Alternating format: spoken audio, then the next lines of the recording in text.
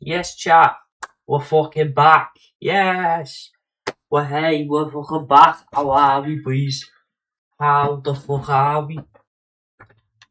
Milan, Monaco. It was boss, bro. Italy.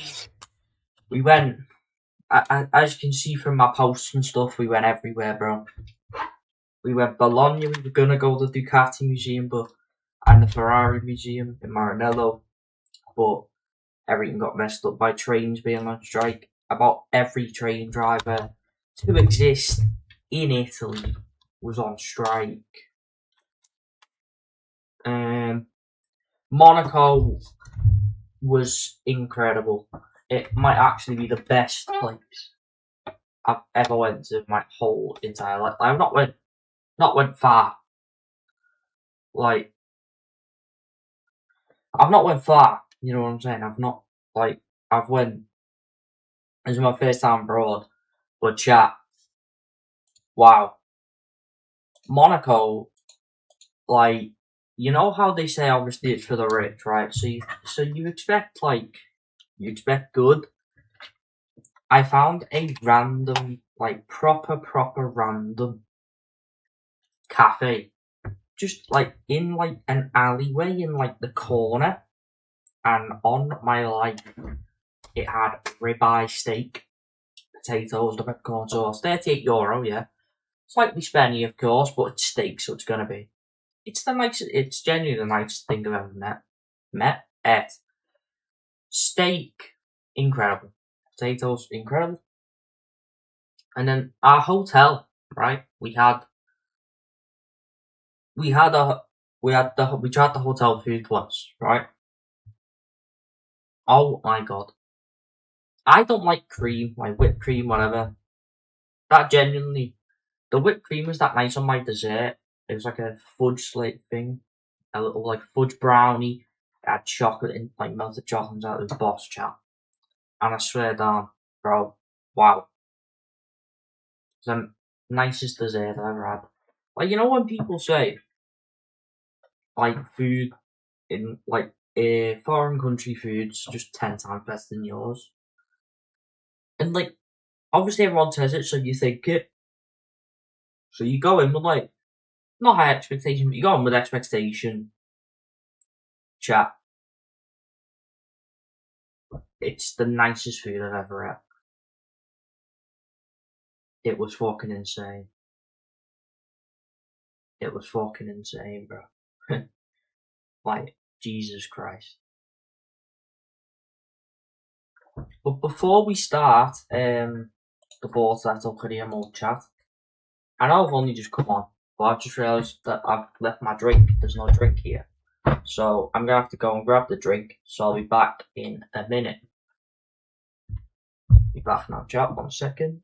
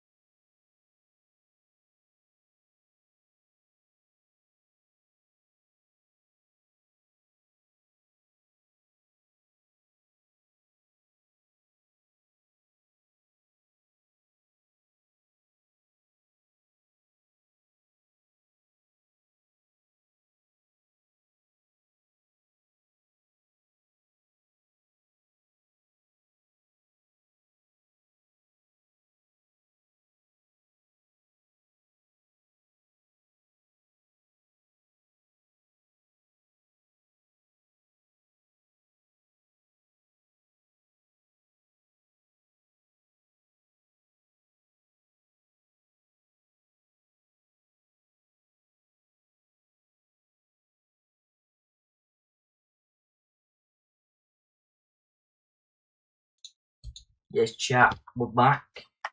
There we go. Ignore the trim. I've not really washed it because I had to edit my video this morning from scratch, or like 10 minutes of it, I think it is, for the main channel video tomorrow. I've done that. It's the quickest I've ever done one. Just 3 hours of straight typing. I'm sat there, looking on the mouse, typing. Like, Jesus Christ, bro. It was a lot of work.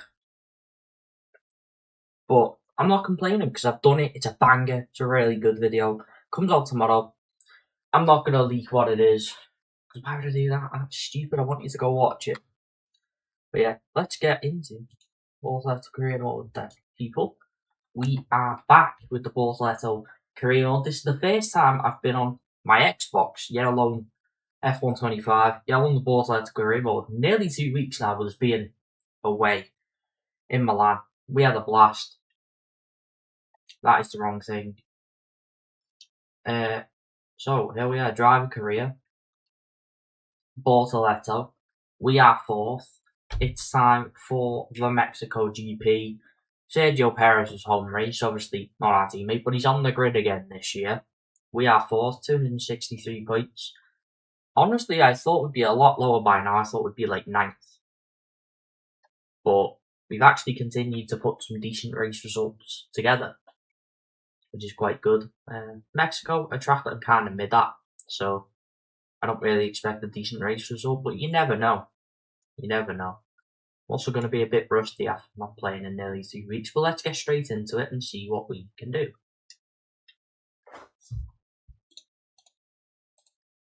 Let's see what we can do indeed, chat. Right, we need to fit some more parts on the car.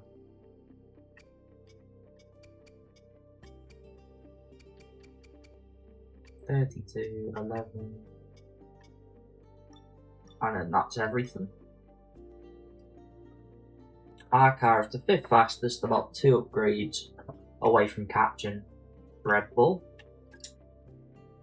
100 miles during a race, that'll definitely happen. You gotta consider like quality and stuff as well in that, so.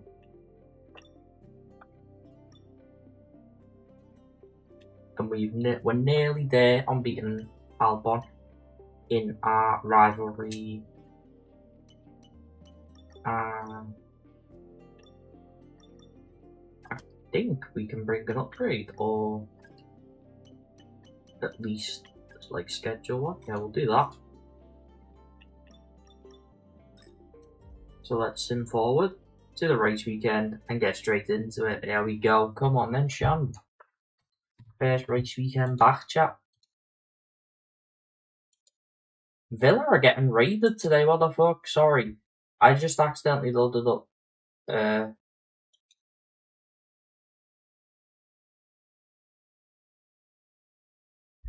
I just accidentally loaded up Twitter, and Tielemans has gone United.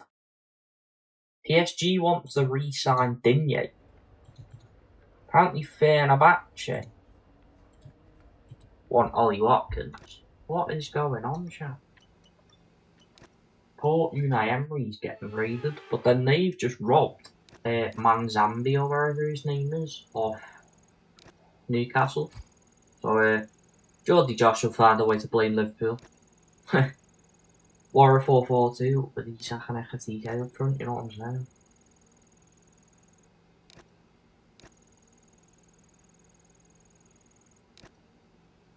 Right, there's that one done, and then we can do that.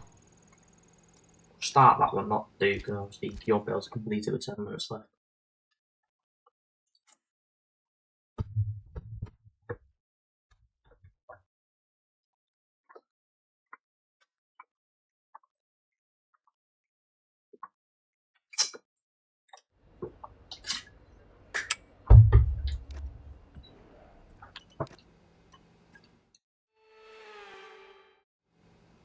Right.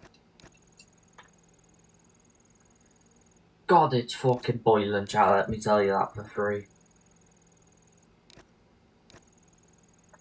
As soon as I crossed back over the English Channel, chat, I fucking felt that shit, bro. Like, once we went from, because obviously it flies over Switzerland and France, then over the water to London, and then obviously from London over the whole UK, and then back to John Lennon Airport. Chat, I swear on anything, you could feel the second we got past France and like past the water. It was fucking crazy. You could literally just feel it. You could feel the heat. Like it's such a different heat here than it is abroad. You know, it's crazy, bro.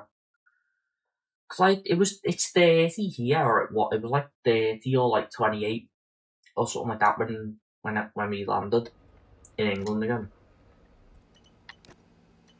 In Milan or slash Italy, there was not a day below 37. And I'd rather go back to Milan and be in that 37 heat than I would be the 30 here. Monaco was like 43 on the day when we were there, by the way. That was bad.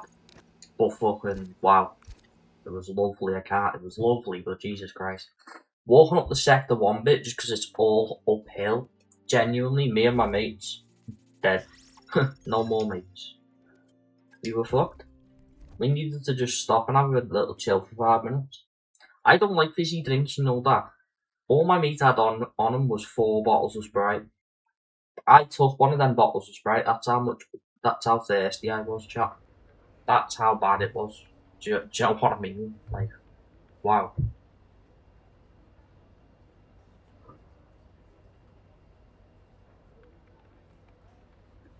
That is mental. Right, quali then. Let's get into quali.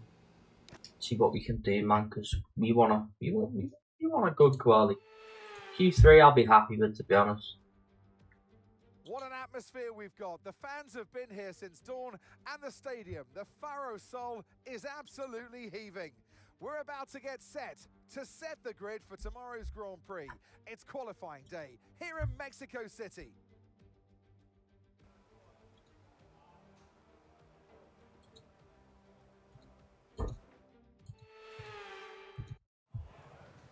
Sorry, chat. I just have to. I need to keep an eye out because no one was in when my Max Verstappen helmet was supposed to come. Because I was on holiday the other day and my sister's in school, dad doesn't work. And it comes today, so if I don't answer the door when it comes, I will have to pay like 20 quid to get it delivered to our door again. But let's get into quali. Let's see what we can do, bro. Hopefully, it's not a bad little lap, and we can get through. The main thing is I want to get through, obviously, isn't it? At the end of the day.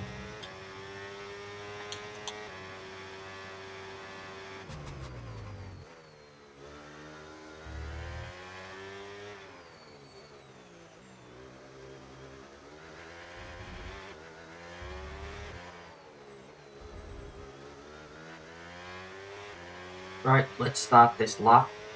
Hopefully the car's decent around here. Or we'll be in for a rough weekend, to be quite honest, if not.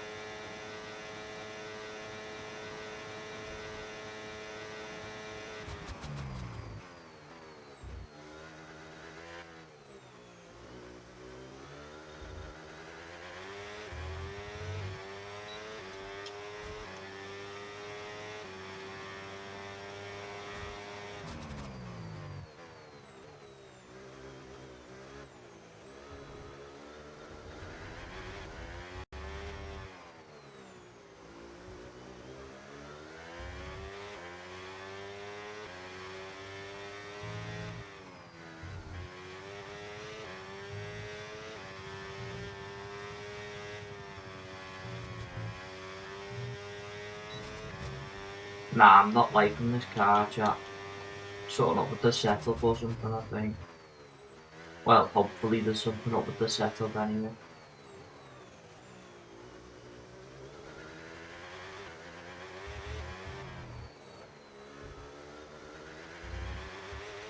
Right, to the line. This is an absolute horror lap, I think. It's actually not. It's not. It's actually quite good, apparently.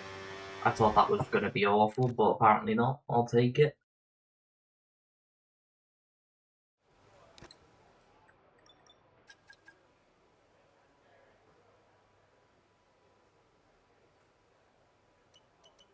Where's Nico? How are you still somehow P17? Why are you P17? Why do you always do this, chat?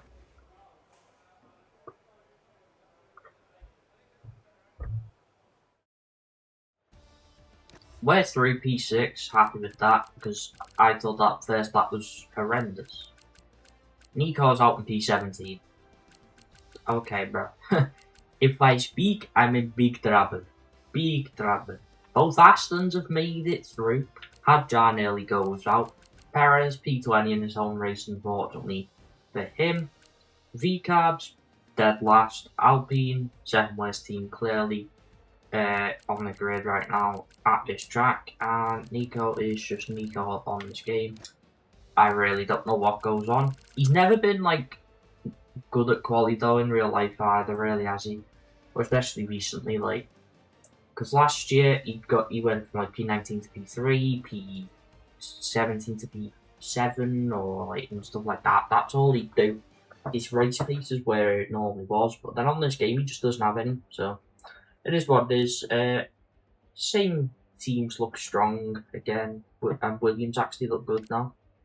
Haas surprisingly really good. Maybe they're on for their first points because they are the only team on the grid to not have a point somehow.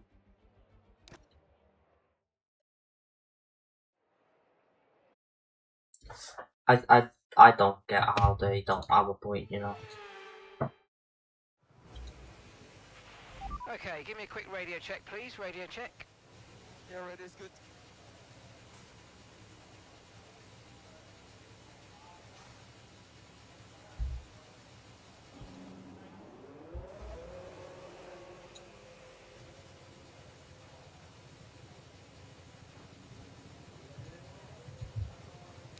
Right.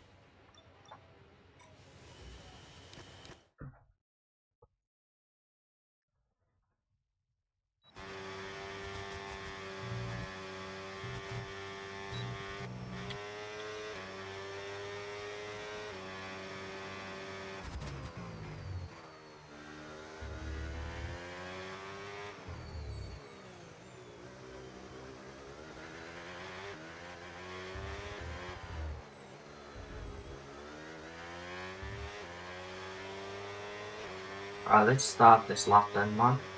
It's gonna be a 2-lap probably, but it's a lap on the board at the end of the day.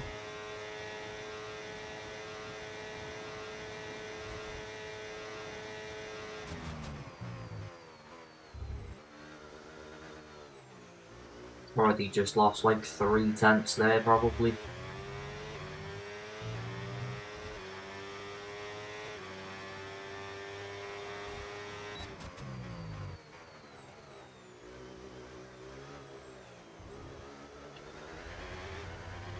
If that Mercedes behind is on a flyer, I will be very surprised if that stays the purple sector.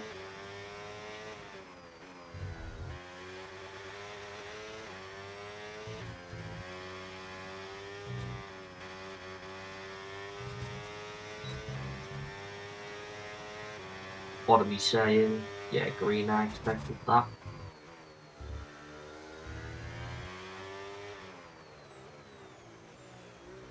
That's so wide. Use the rest of our battery to the line. Right, And it's actually quickest. What? How? How is that quickest? That was an awful one.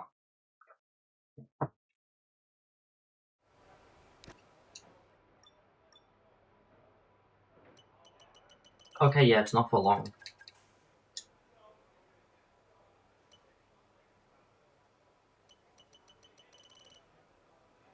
Well, I think we're through, so I'm not going to risk it. See who goes out. Any shocks, maybe, you never know. Let's see. I don't think there's any shocks. That looks like everybody. Yeah. I mean, the Aston's showing alright pace. Maybe the back. Haas, P13, 15. Bottas, P14. Albon out maybe is a slight shock, but then when you see who went through, like, the only person that really should not be in there to replace Albon is ourselves.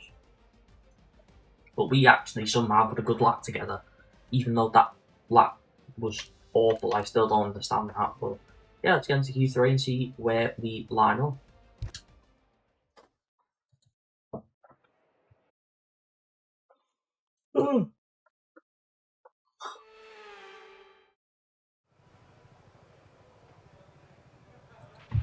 We've got a bit of a situation at the moment. Seems like something's off with the fuel injection system. We're looking into it, but we're going to be out of action for a few minutes.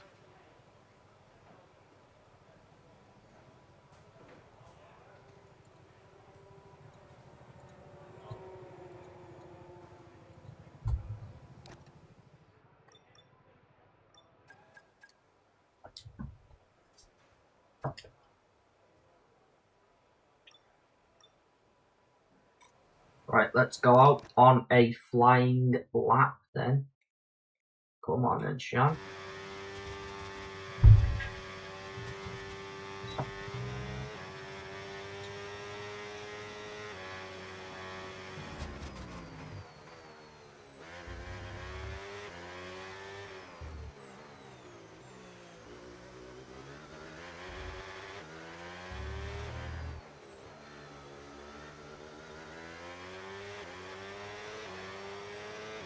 Right, here we go. Starting this lap now, chat. See what we can do.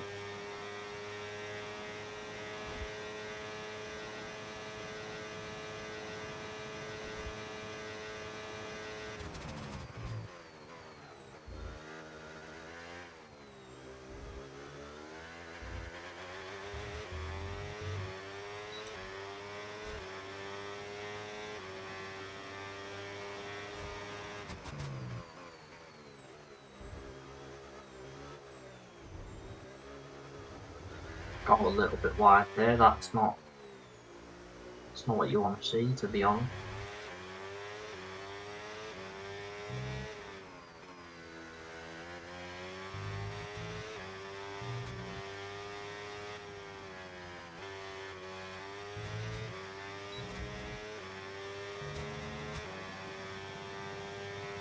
Five times quicker than Kimi.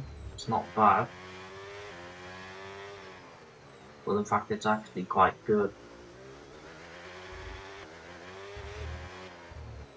Round this final corner to the line. Is it going to be a decent lap? Where are we going to go? Struggle to turn the car. It's actually P3. I will take that 1,000,000%. We split both McLarens. Okay. Okay, indeed, bro. Radio Let's check, fucking radio go, check. Sean. Radio check.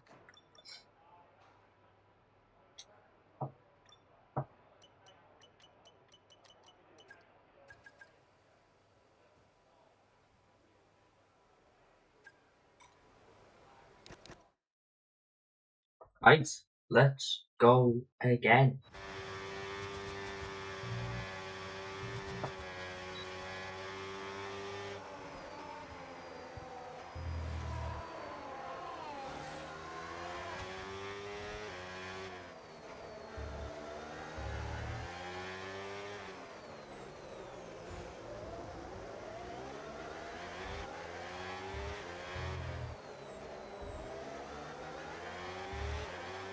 Right, we're thankfully going to make the line, but we've come out in tons of traffic here. Now, I don't know whether these are all on flyers or not. That's the problem. We're going to fly past Lewis anyway. We haven't been moved down into P4. Kimi's went up into P3. And I think all of these guys are on cooldown laps as Lando gets in the way. Cheers, mate. That's probably our lap foot then, really, isn't it?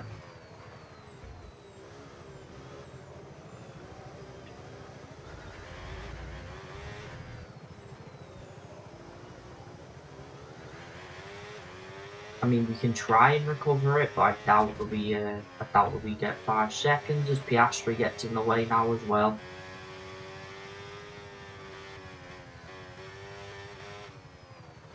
Just as we just like can't control the car. I think we've got to puncture us. Yeah, we're just gonna abort this lap though and return to the garage. Well, that wraps And up it is going to be qualifying, but P4. don't We should be worry, very we'll happy be with back that, tomorrow nevertheless. as we head But into the Grand Prix. we were on a decent lap there. We were like a 10th up, and certain someone, you know, not Oscar, if you know, you know, got in the way and ruined the lap. But it's P4. It's Max Verstappen on pole. Oscar Piastri in P2, Kimi Antonelli P3, ourselves in P4, Lando in P5, Charles in P6, George in P7, Abjar in P8, Hamilton with a poor quality in P9, and Sainz rounds out the top 10. P4 though is a very, very, very good lap and a good position to start. So let's get into the race and see what we can do, because I'm very, very happy with that.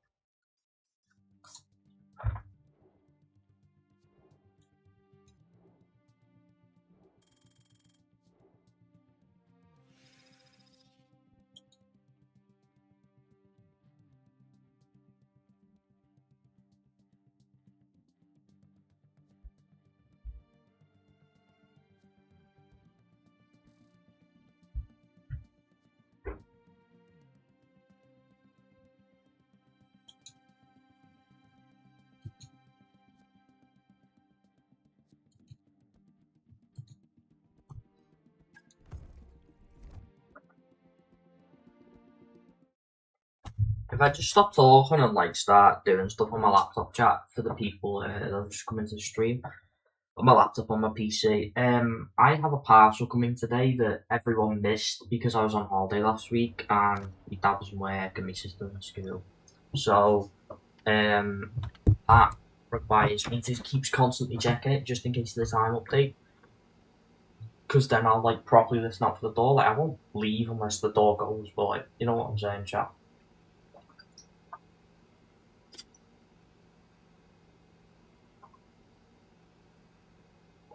My arm's fucking killing, by the way. I don't know why. This one here, like right here,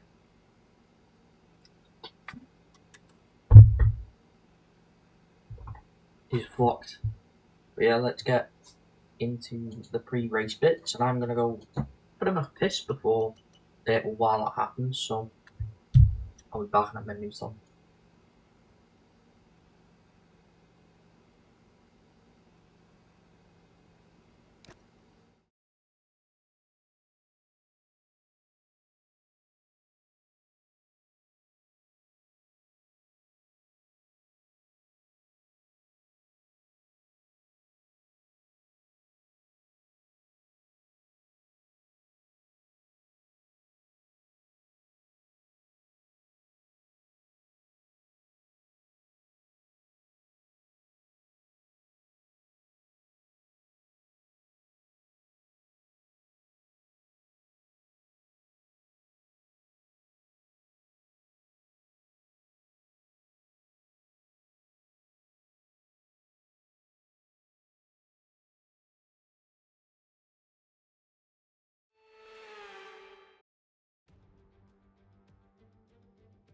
Bienvenidos to the most populous city in North America. The legendary Jim Clark won the first official F1 race back in 1963 here, and we've had a veritable who's who of winners ever since. It's Mexico City, and therefore, the Mexico City Grand Prix. We're a long way above sea level here in Mexico today, which could pose some cooling issues for the cars as they make their way around this 2.6-mile lap. 17 corners with top speeds in excess of 220 miles per hour, and watch out for potential overtaking into turns 1 and 4. So with the race not far away from starting, here's what today's grid rundown looks like. Oscar Piastri lines up on pole position, and Andrea Kimi Antonelli completes the front row. Looking at the rest of today's grid, we have Bortoleto, Norris, Charles Leclerc and Russell, Hadjar, Hamilton, Sainz and Alex Albon, Verstappen, Alonso, Valtteri Bottas and Behrman, Stroll, Hülkenberg, Franco Colapinto and Esteban Ocon, Gasly, Perez, Lawson and Arvid Lindblad rounds off the grid. Which of these talented drivers will come out on top today? Well, it's been a long time since I last worked with you. Good to see you again today, Anthony Davidson. So here we are, 2.2 kilometres up in the air, which I know is an unusual feeling for you, Mr. Davidson, but for the drivers, it's even worse. It is. The altitude can certainly get to your head, Crofty, that's for sure. Especially when you're walking up the stairs to the commentary box. I've seen it firsthand, ladies and gentlemen, don't you worry. But this circuit, the problem with the altitude is it takes away your downforce. You have to go slower around the corners because you've got less downforce, even though you've got Monaco wing packages on your car. That's the challenge of this incredibly unique circuit. Okay, mate, radio check, please. Radio check. Radio check. Okay, mate, only 3 races left, and you've still got a chance of the title, but if we're going to win it, we're going to need some very special performances in every one of those 3, and it starts here. Let's see what you can do today.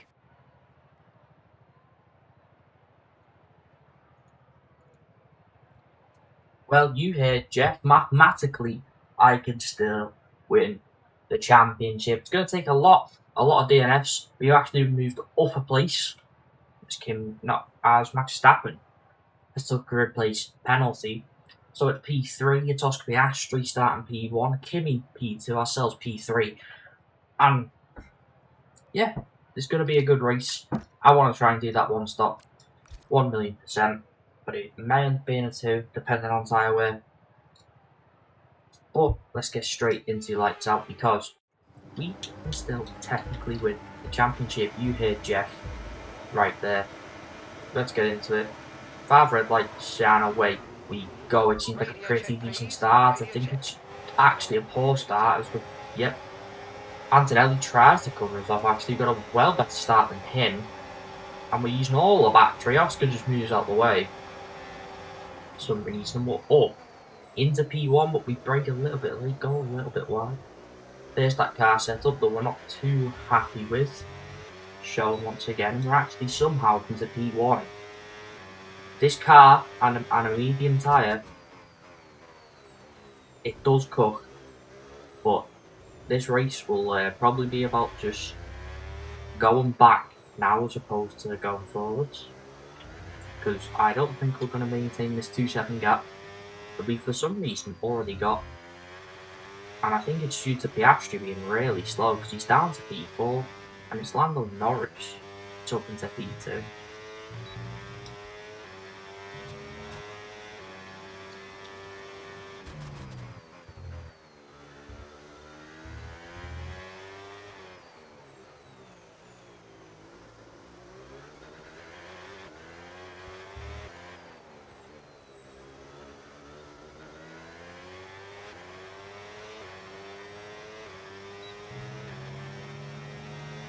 Lando is gaining fast already. He's basically within a second. Oscar Piastri has definitely got issues.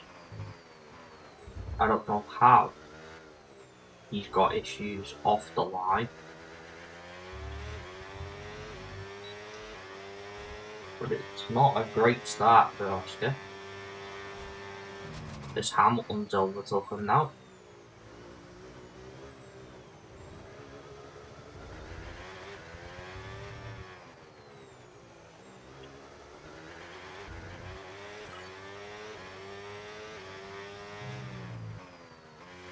Thing is, I do feel like the minute we go on that hard, this car will just crumble.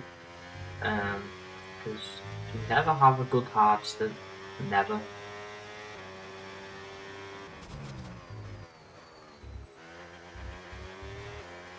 So even if we somehow stay P1, as soon as we get into hard, I think we're done for. I think we will just start dropping back quite a few places.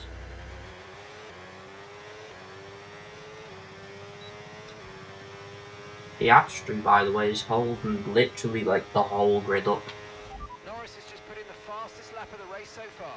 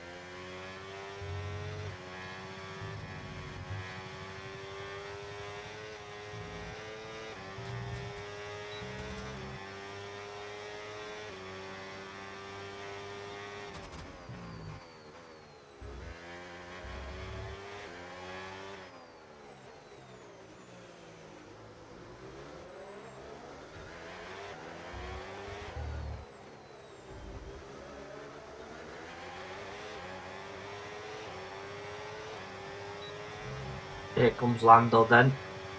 Lap 4. Russell's catching now as he's overtook Piastri. Piastri's just constantly falling back. Lando may try a move, but he's not gonna, for some reason. I don't know why he's refusing to try that move.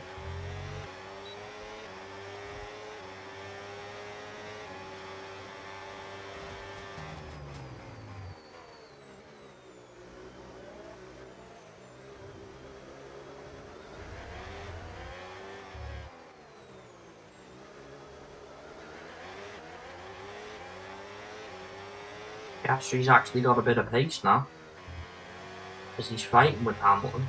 Either that or they're both just as slow as each other now. This part of the track is absolutely horror for this car. It's just not nice. It's horrible to drive Sector 2 of this car. In this car, sorry.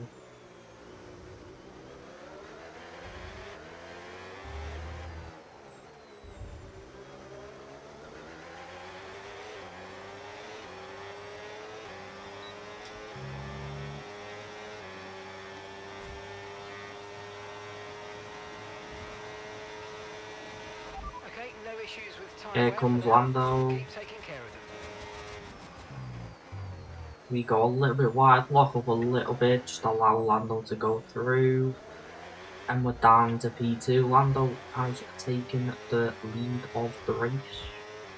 And he probably will just absolutely fly off into the sunset now.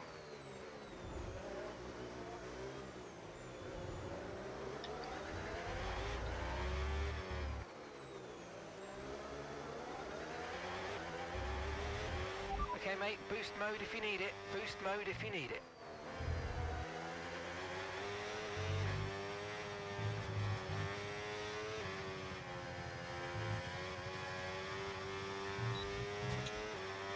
We are sliding through the corners, that is a huge problem.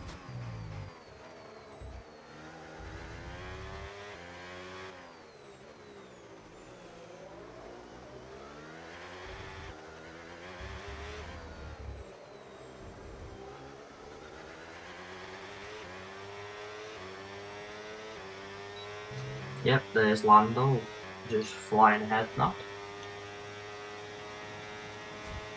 Try a bit of a lower differential, see if this helps at all.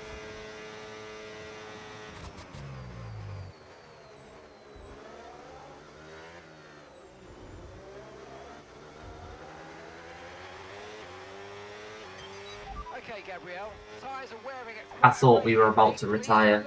I thought it just gave us an engine issue. Well, thankfully it should keep tyre wear under.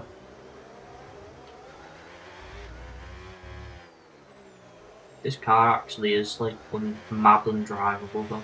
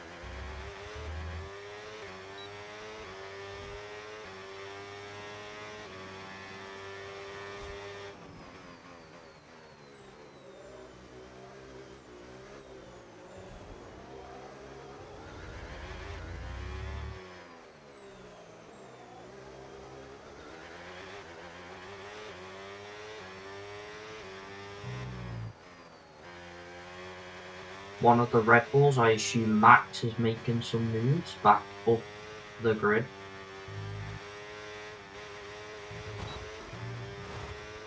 While we are absolutely Try and sliding close the everywhere. gap to the car ahead. It's currently 2 seconds up the road.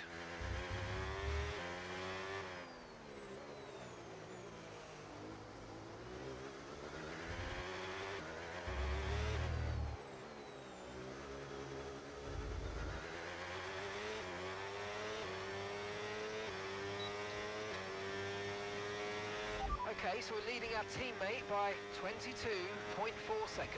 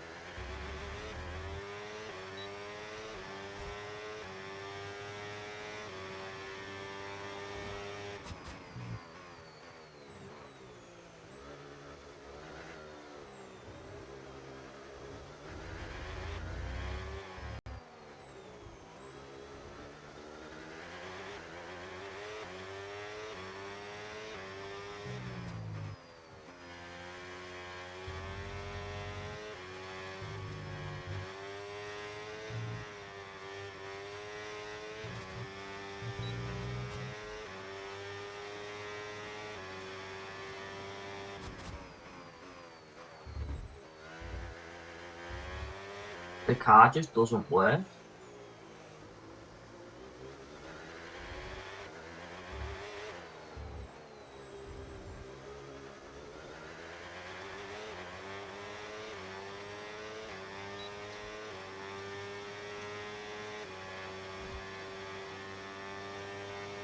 Let's try a higher differential.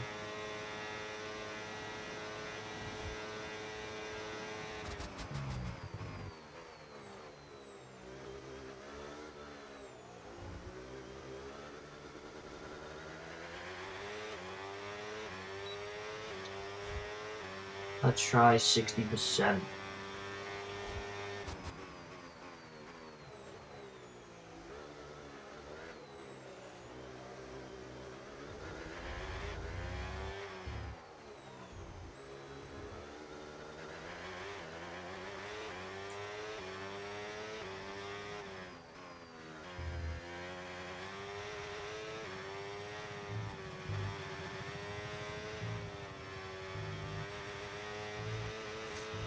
Okay, that wasn't quite what we needed there, I'm afraid, but listen, not to worry, get your head down and chin up, and let's focus for the rest of this race. It won't turn, bro. The car like actually won't turn. This is ridiculous.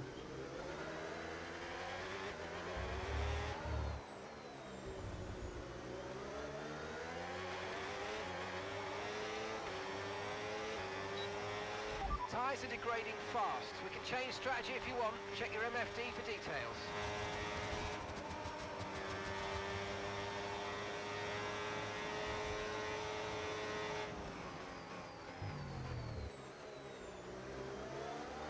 This is ridiculous, mate.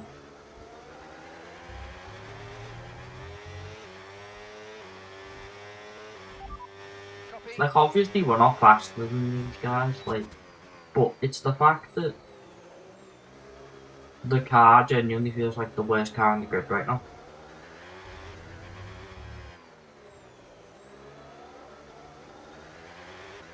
That Red Bull's creeping up even more, past both Ferraris now as well. He's into P6, racing down Piastri. And I do think it's a Flying Dutchman. He sees he can win the championship and he's absolutely flying. Okay, keep an eye on that gap ahead, please. 1.6 seconds.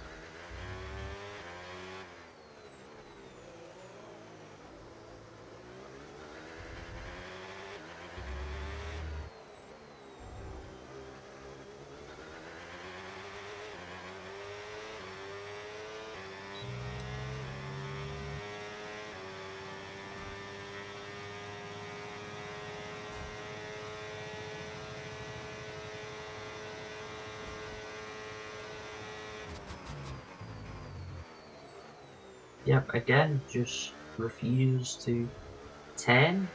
For one, refuses to brake. Like, Nico's in the pits, Nico's of course he coming in for a is. stop now.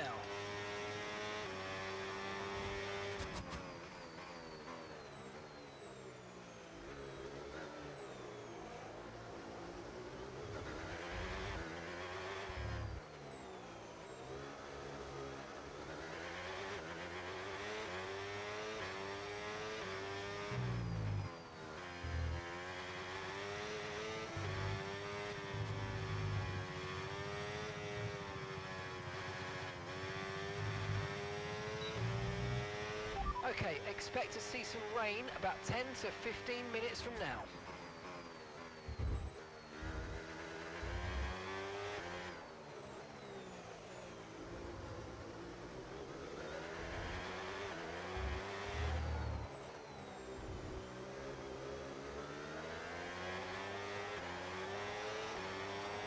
I'm gonna go on as long as We're possible on approaching the these pit window mediums now, and you're going to be because on hards next time. Gap to your teammate I'm hards, hoping the hards 44.1 seconds. do something here, bro.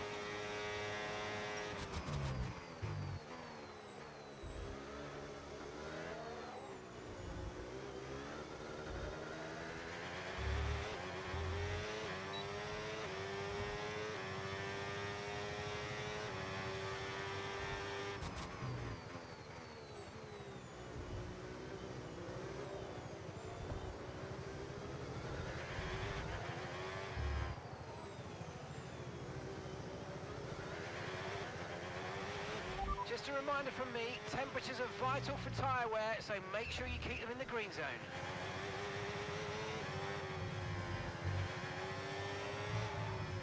We're sliding everywhere, bro.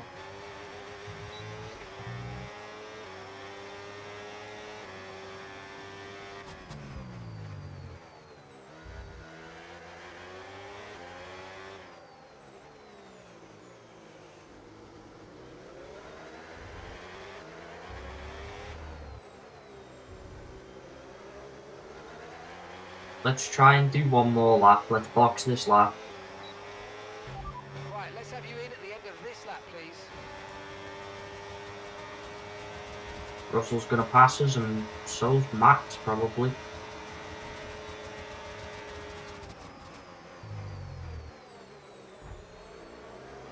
It's 3 wide. Verstappen's pushing and shoving like always.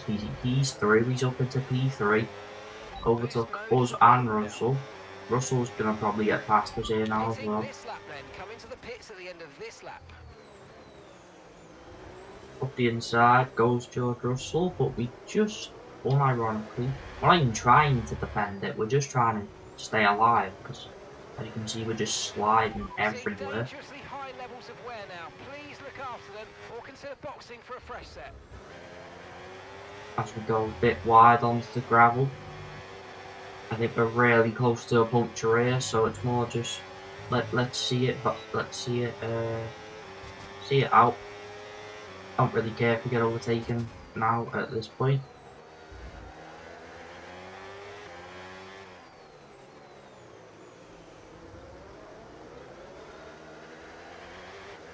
We're gonna come in and go onto the hard tyre.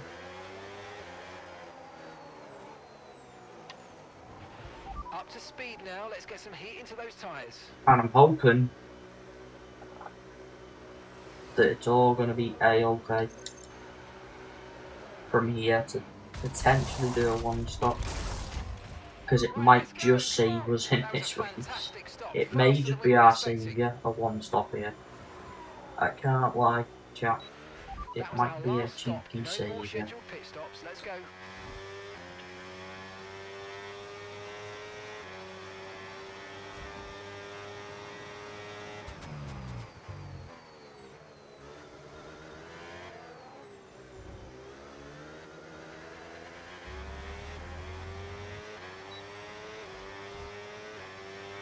Okay, so overtake is active. Overtake mode active. You're going to get more power from the hybrid system. You know how it works. Just use boost on the next long straight to get your way past.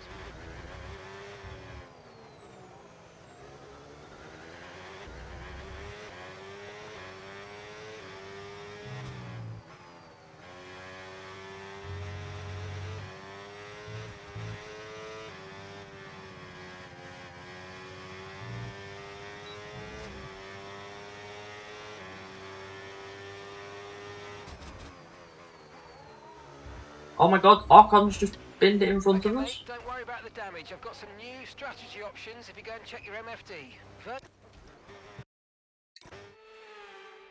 Dangerously high levels of tyre wear now. Consider boxing or just nurse them home until the end. Here we are chasing Esteban Ocon, and oh my god, he's just binned in front of us. Jesus Christ. He's done well there to avoid that. That's just nearly fucked our whole race up. Wow, okay, that was incredibly close to a huge crash as Esteban Ocon binned it. Wow. And we actually showed some decent pace there on that outlap. And we're 2.2 Okay, seconds we've got some ahead clear track in front of us, and let's make the best of it. of So Russell and please make this Verstappen. next one a very fast lap.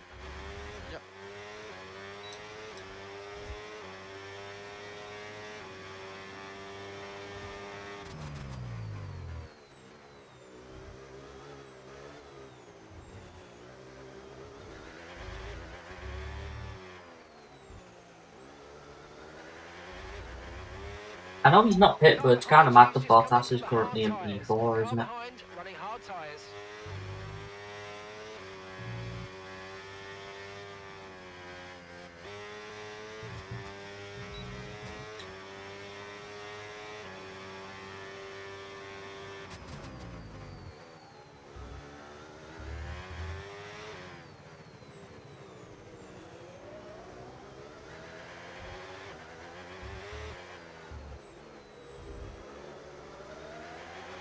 Valtteri's in the pits, so is Hadjar. Oh, mate, you made that look easy.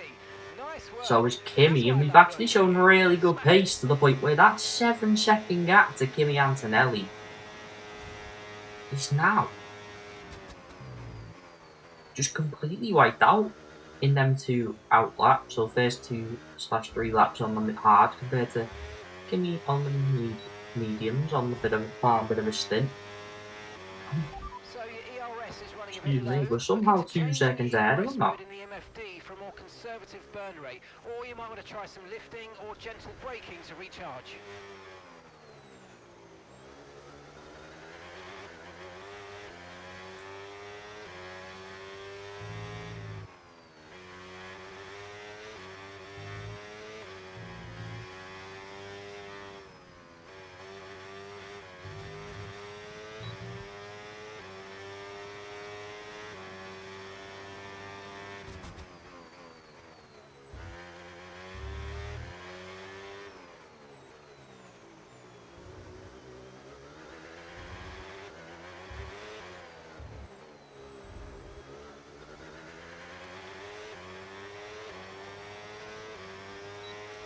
We think we might see some rain. It's a 4-way battle for the rest of the podium here.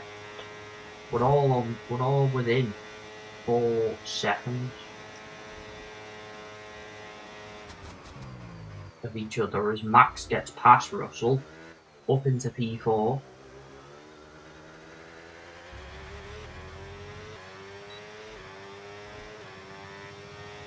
And unless there's a safety car or something, it does look like Lando is just going to win this race, to be honest.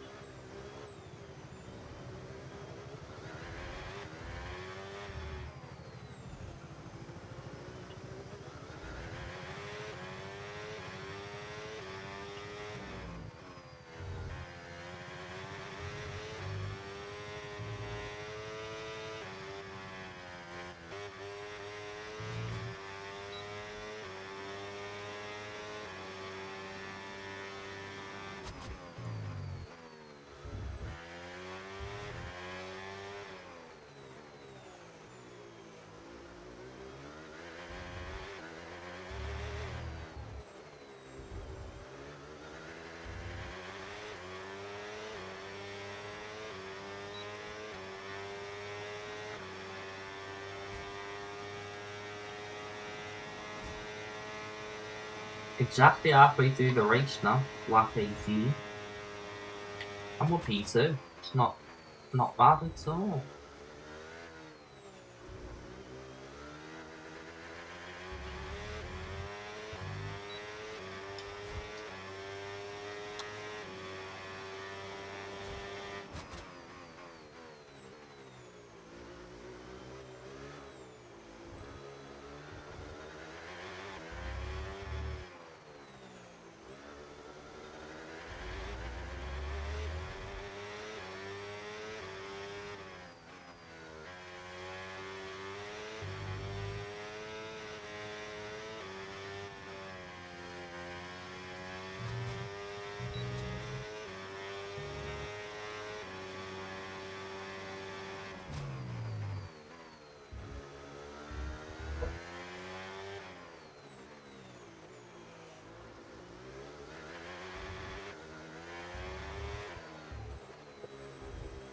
Yeah, I'm gonna have to rely on safety car here because we do not have the pace, the grip, or anything to pull the tyre wear to make Car behind it started to drop do back. There's a another gap race on beginning to this form. hard Let's make at the most all. of it.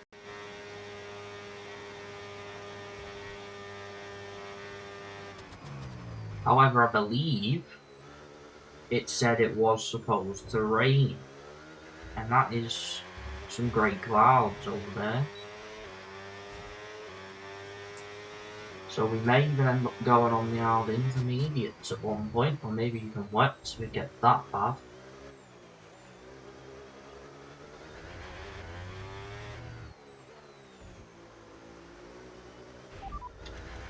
Okay, so we're leading our teammate by 25.4 seconds. Okay, they're on old hard tyres. They're in 15th. Time last lap, 1:22.8.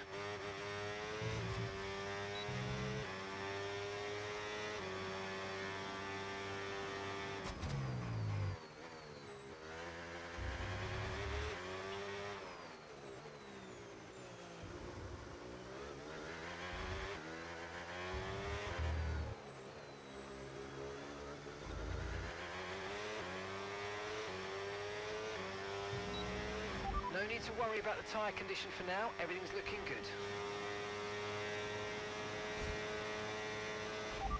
Okay, Get a full so race P2, update. Norris just ahead. Push for the position.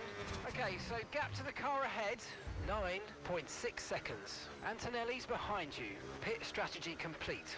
See these tyres through to the end now. Okay, 17 laps to go now.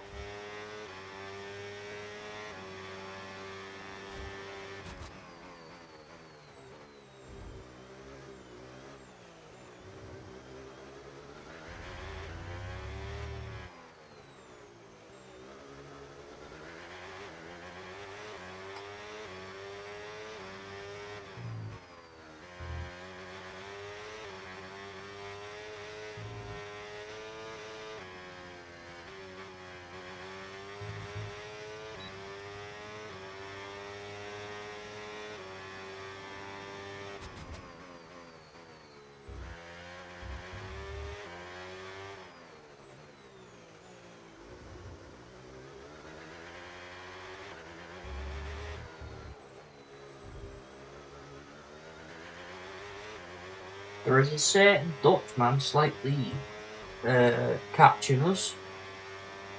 He's gapped Russell by about 6 tenths, and he's not now only a second behind Kimi Antonelli.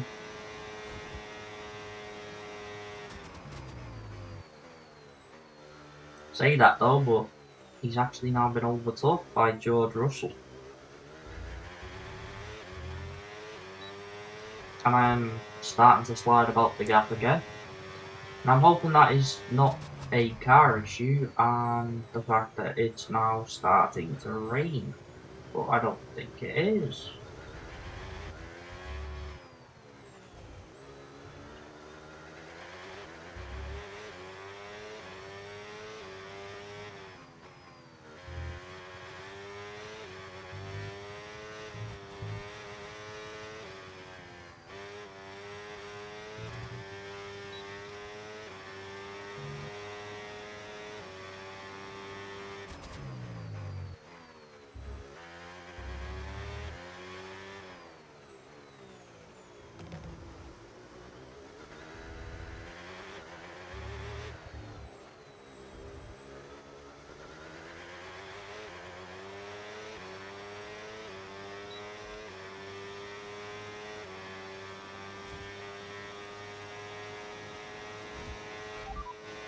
Let's get a weather report. Conditions, we think there's rain coming pretty soon. Be careful. Okay, dry seem like the best tyre for now. Rain is coming pretty soon, apparently.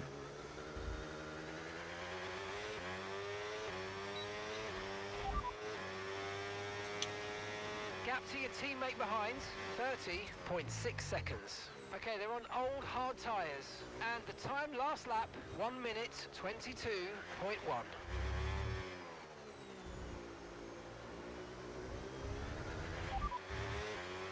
second place. You're in second place. Lando's ahead of you now.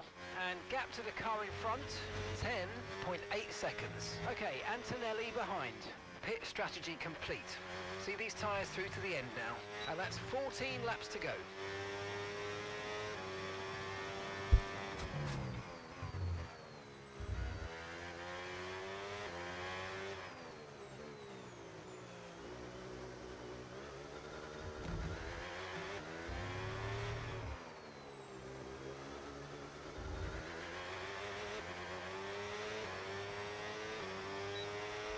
Okay, we don't think we're far away from rain now. I'll keep you updated. Thanks as for conditions keeping me change. updated.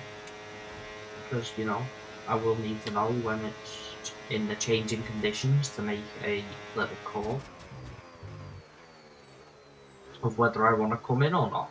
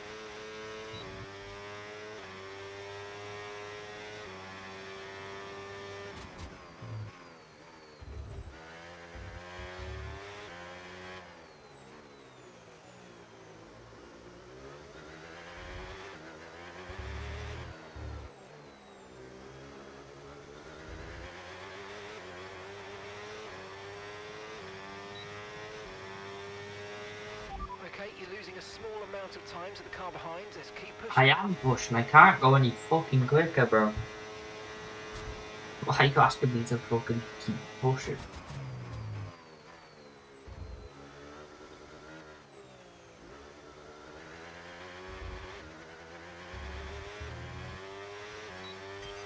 Okay, Gabriel, we've got more fuel in hand than we need, so let's push and use it all up. Yeah, sure. There are some rain droplets now, it is starting to rain.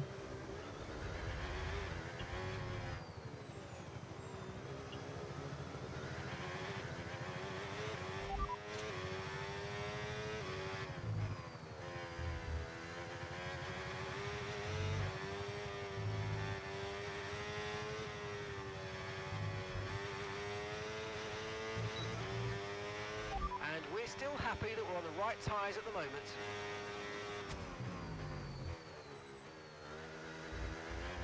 They think we're on the right tyre at the moment, okay.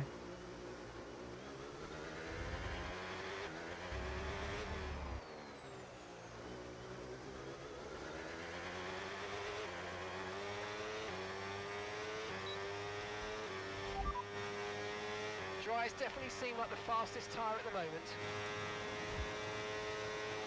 Green flag. That yellow's in the background, I think that might be Oscar Piastri. Or maybe it was just a random yellow. It's actually Lewis Hamilton. And he's out the session. Lewis Hamilton is out the session. Now we're under attack from Kimi as we're really slow in these mixed conditions. Where apparently we're on the best tyre. I just don't believe that for a second. Okay, dries seem like the best tyre for now.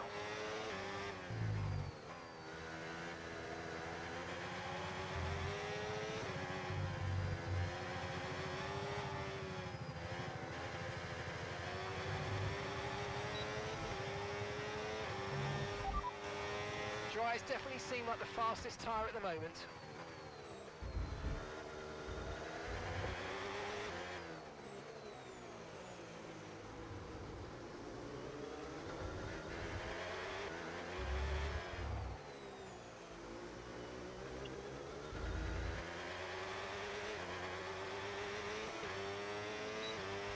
I know these conditions are tough, but bear with it. I don't think the track's ready for intermediates yet. Weather's changing now. We're going to have to change strategy, so it's time to box.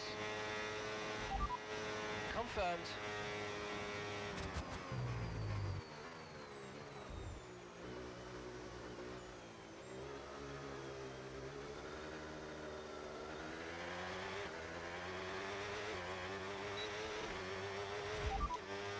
Okay, Weather dry seem like report, the best tyre dry for seem now. like the fastest tyre. I disagree. I disagree, mate.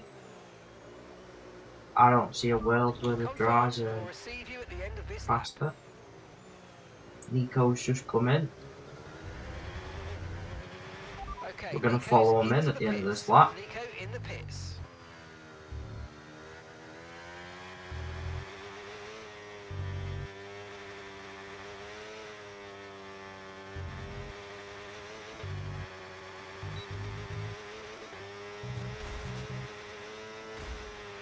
Okay, remember to pit this lap.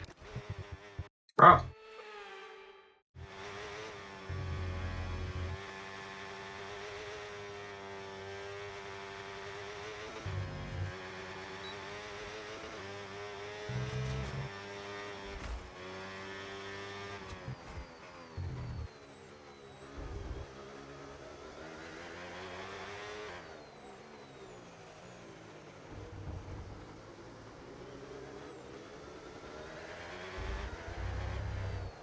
Alright, as we Okay, enter so the boost mode and full pits, straight all mode the boosts are off, disabled by the so stewards because it's of the definitely conditions. wet conditions Partial now. straight mode only.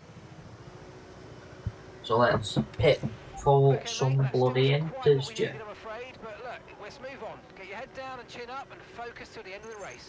And absolutely everyone's in except Russell, which is going to hinder him. Okay, off we go. Back And it's into the also going to race. hinder him in the Perfect job on the championship, turn in there, definitely. mate. Looks like a Because that nice allows stop us to have time. to be We're up to happy with that one. P4.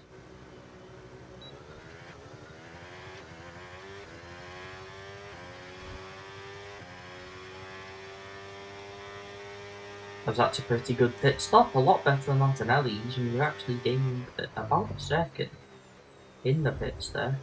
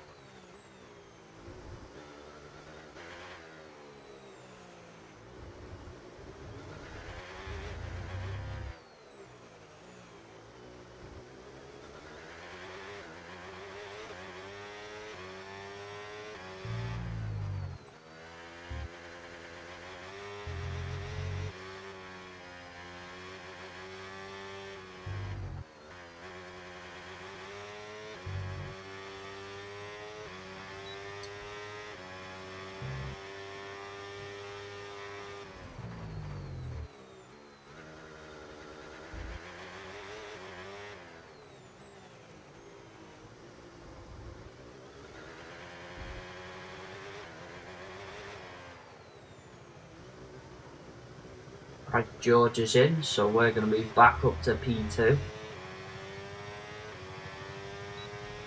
Remember to adjust your ERS mode and your MFD if you need to.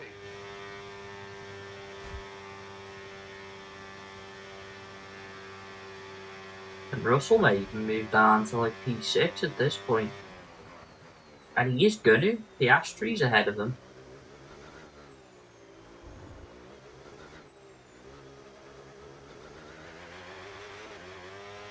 Tyre condition still looking good.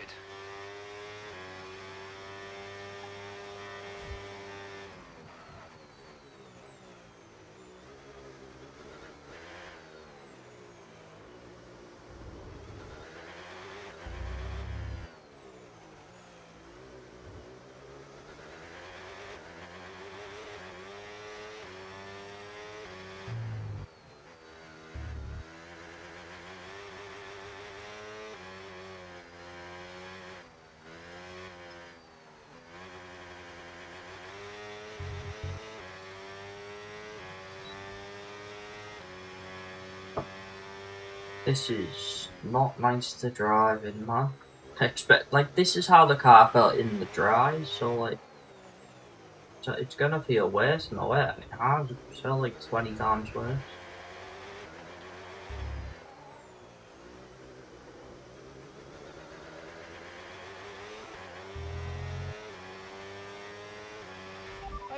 So, all of our tyre pressure data is currently reading 0. Assuming they still look inflated to you, we're going to guess. And it's now just we've a got bad sensor sensor. Shouldn't be problems. anything to worry Fuck's about. sake, bro.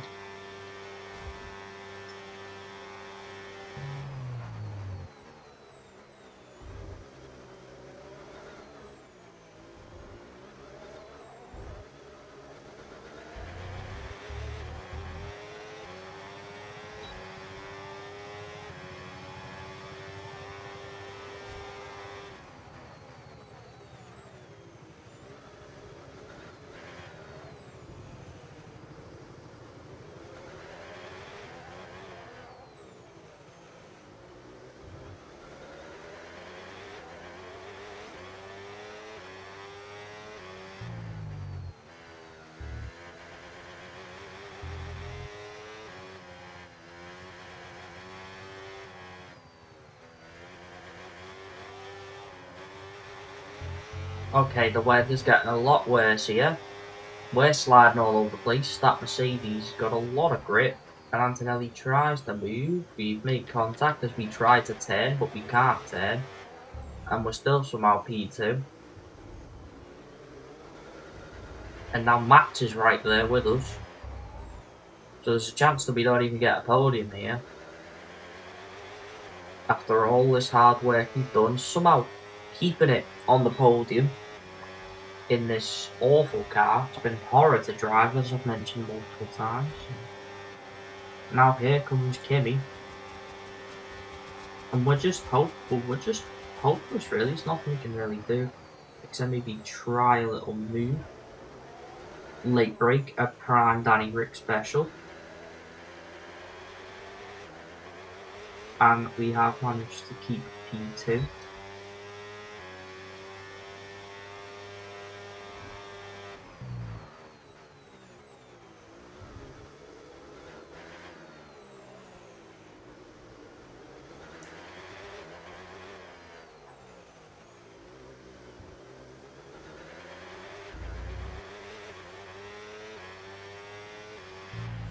Radar showing a clear patch on its way. There's about 10 more minutes of this rain.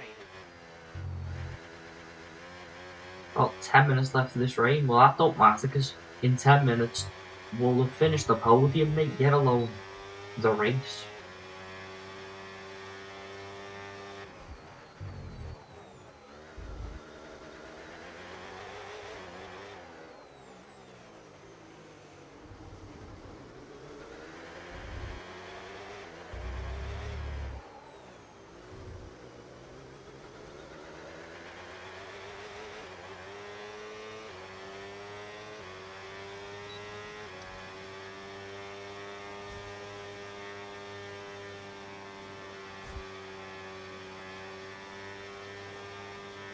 Gonna be a really close finish for the podium with these two guys, man. With Max and Kimi.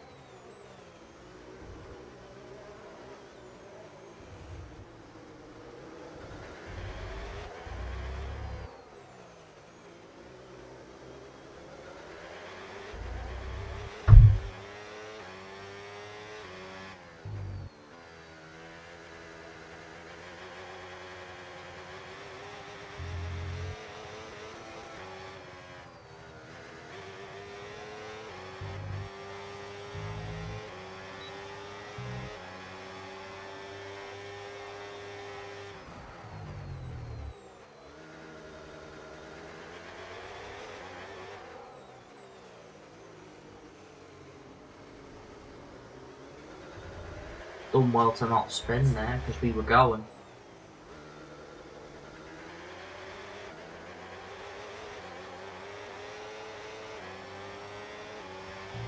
At the moment, the car behind is lapping faster than us by around a second. Through goes Kimi. It was bound to happen at one point. And I think Max is going to follow him through here, so we're at the podium. Unless we go a bit wide there. And We're still fighting with Max here right now.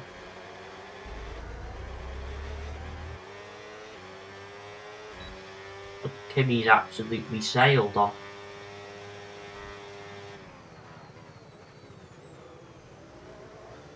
We lock up a little bit, go a little bit wide, but we're still there. But I just don't think we're going to have anywhere near enough pace, especially in this sector, to get anywhere near Kimmy.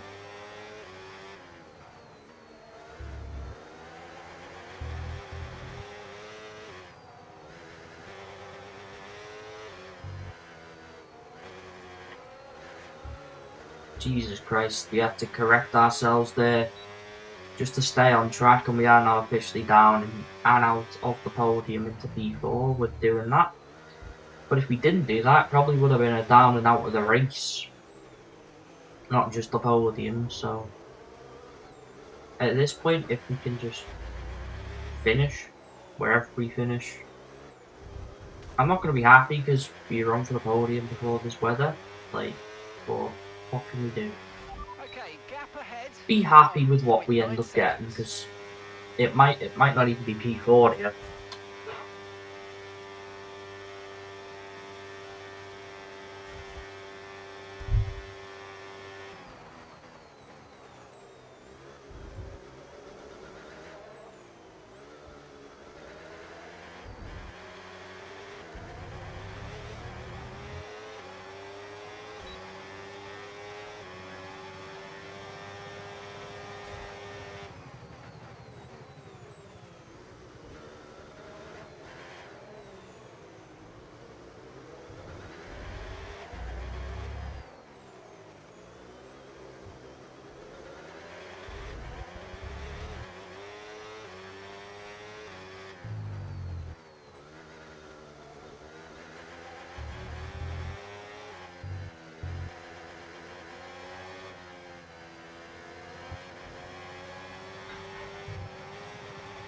Crazy wide there. We hit Piastri coming back onto the track.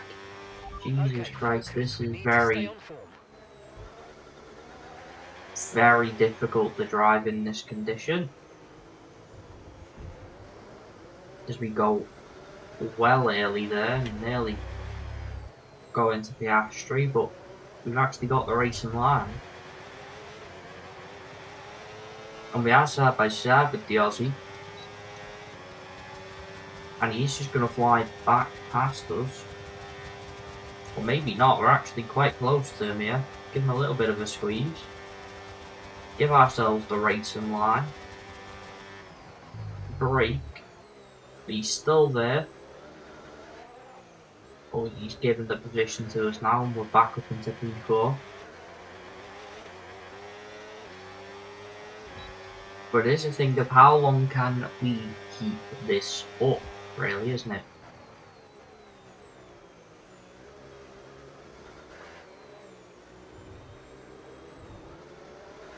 As we go very wide again.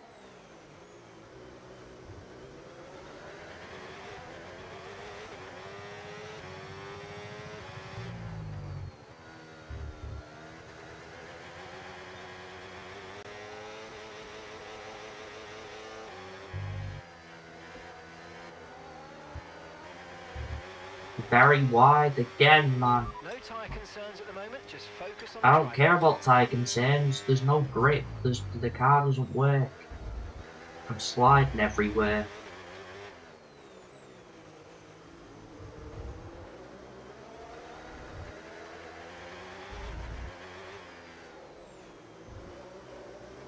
Now we're down into P5 with basically zero chance of getting Oscar. Because just the AI in the rain especially are just so much better.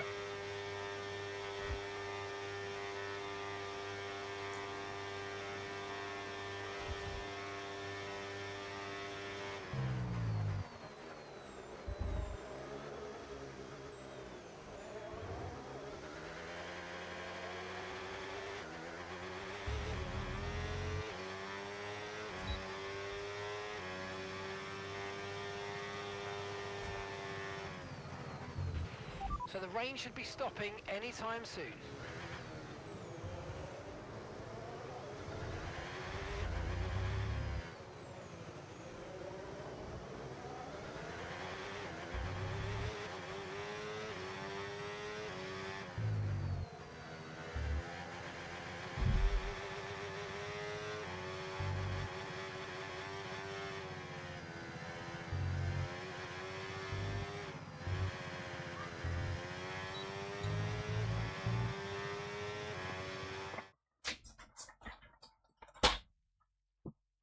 Fucking hate children. Just fucking actually crying little wankers.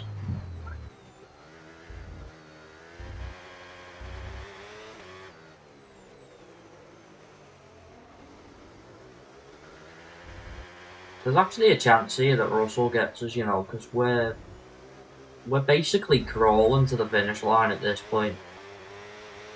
This car does not work. Okay, mate, final lap. But Keep as we enter the concentration final when lap, bringing it home. somehow got P3 in quali, somehow showed all right Okay, are you pace, aware the car behind despite is catching you by the 5 horrendous tenths? About 5 conditions of the tenths. car.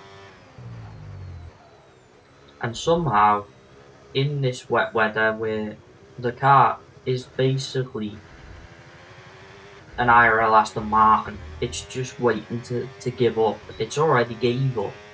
We're somehow driving this to the line. I'm surprised we finished. The car is that bad here, to be quite honest. But not only are we going to finish, we're going to finish in P5. Potentially, because we are limping home here. And Russell has just gained a second. In that track, in that slight bit of the track right there, Lando Norris is officially your race winner. That was kind of determined about 25 laps ago, when we're 10 seconds ahead of me and P2. But it is what it is. Second sector done. I don't think Russell's going to catch us, thankfully. So it is going to be P5 in the end, I think. We're going to come round the corner, the final one, onto the start finish straight, checkered flags out, and we're going to come on for P5. I'll take it. I'll 1,000,000% take it, considering that car was horrendous, and I mean horrendous. For the weekend.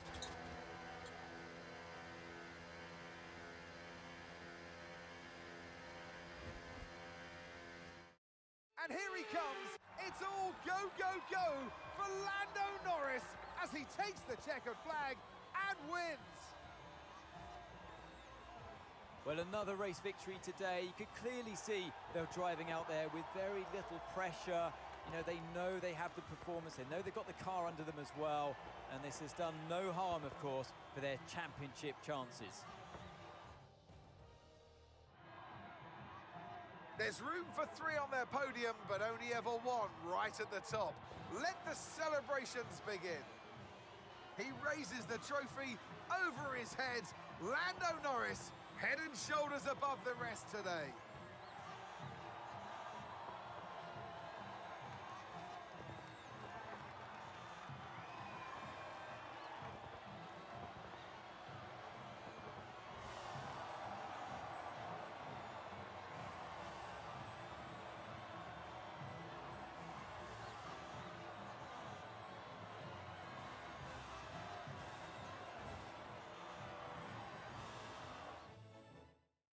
Well, what an end to another fantastic weekend of racing. Thanks to everyone who joined us, and we'll see you for the next one.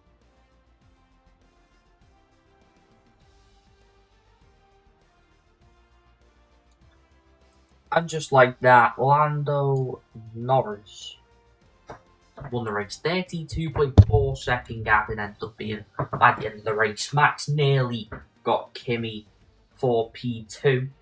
Oscar Piastri finishes P4, ourselves P5. Actually quite happy with that because the car was horrendous. We had no pace all race. And yet we only lost 2 positions, and at one point we were P1. We were P2. Know what I mean? I don't like it. It was nearly double Cadillac points, funny enough, as I've just seen Checo Perez. What a drive from him at his home race. P20 to P8. And he was quite quick. He had a 1:19.9 as his best time, which is quite good for him. It's basically the same as Piastri in P4. Hulkenberg, P14. If I speak, I'm in trouble. But yeah, I think honestly that is a decent race for us. P5 with no car. Like, that car was dreadful. I will take that. I do think we are now top of the championship contention, as well as George Russell. Ourselves and George Russell. Oh no, sorry. we definitely don't stand any chance anymore. I'd say Max and George are just about still in it. We are 5th, we've guaranteed ourselves 5th, there is no way we get 4th.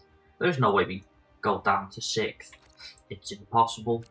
And as for the drivers, honestly, if we just don't DNF, we probably end up finishing 4th at this point. Pierre Gasly was a great driver as well. Hamilton, of course, DNF.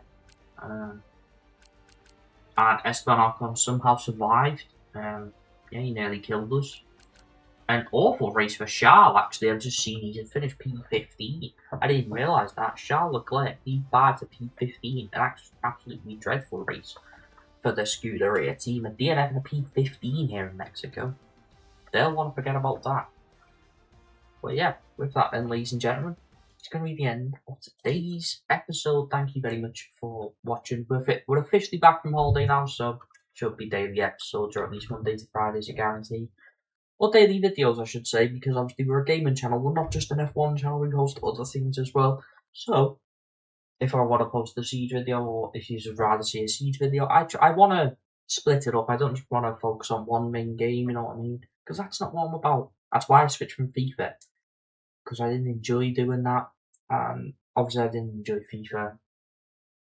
But yeah, thank you very much for watching. If you did enjoy, make sure to like and subscribe right down there. I know you want it. Enjoy the episode. And I'll catch you all in the next one. Enjoy the CDs, like church and strong. Peace.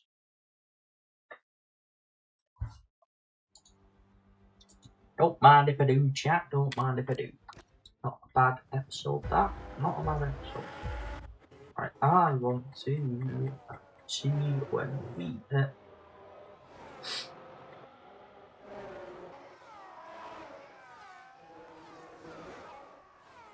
It's this lot. I want to get for the thumbnail. It's gonna have to be me nearly dying.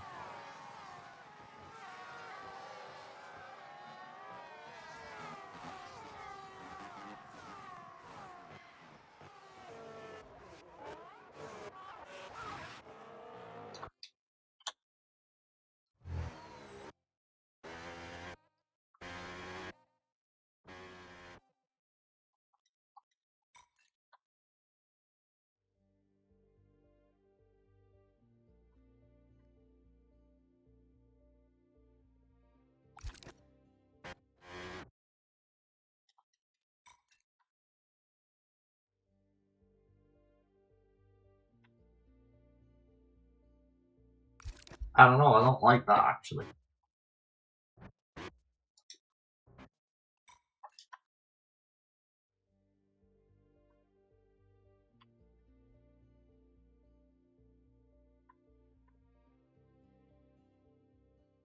Maybe something like that.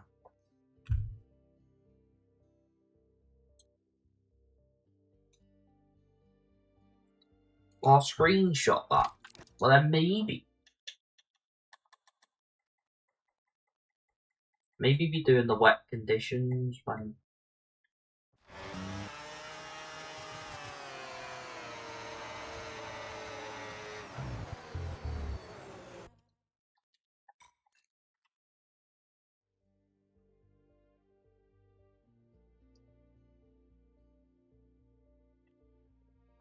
Something like that would actually be pretty decent.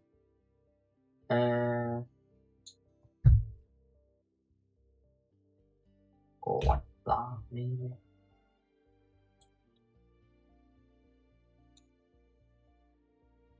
Right, anyway, I think that is definitely now enough.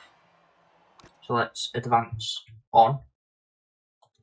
Onwards, as the kids say. Not absolutely no one says that, but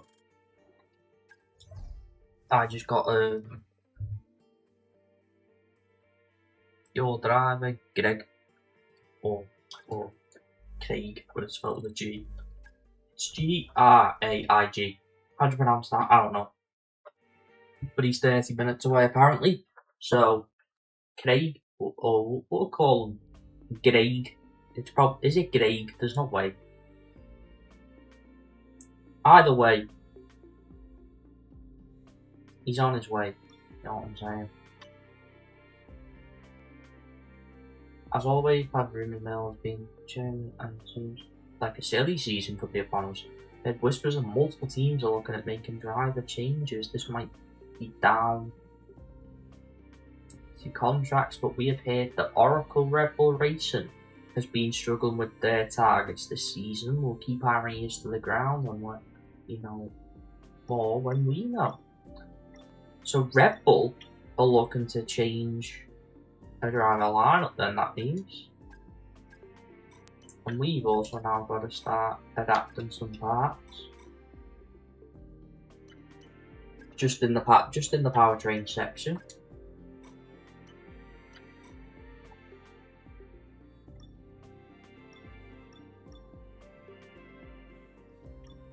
And I think that's all we're gonna do on F1 today. Well, let's go to webcam only for a minute. As I just sort everything out to say. Sort you out as well, mush you little tear. You know what I'm saying?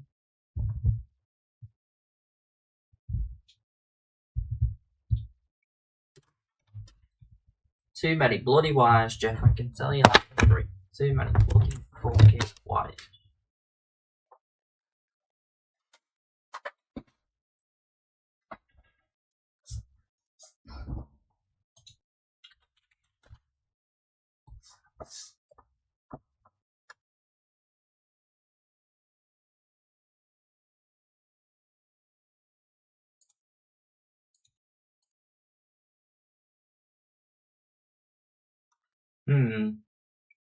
What can we do then, chat?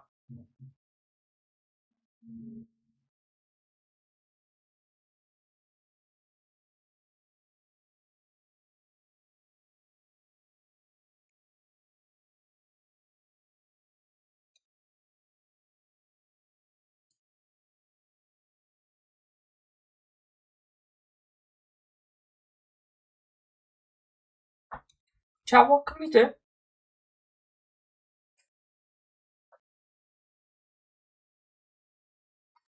What do you just want to see, chat? Go on.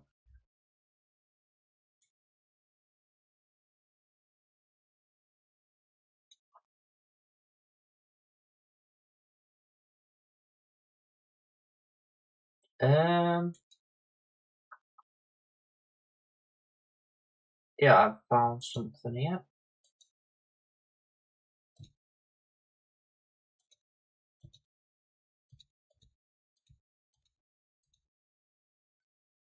Well, I found two here. I want to watch that, but I don't really want to watch an hour or something. So we'll go with the Boy Run the Foot Market. But I agree with the fact that next.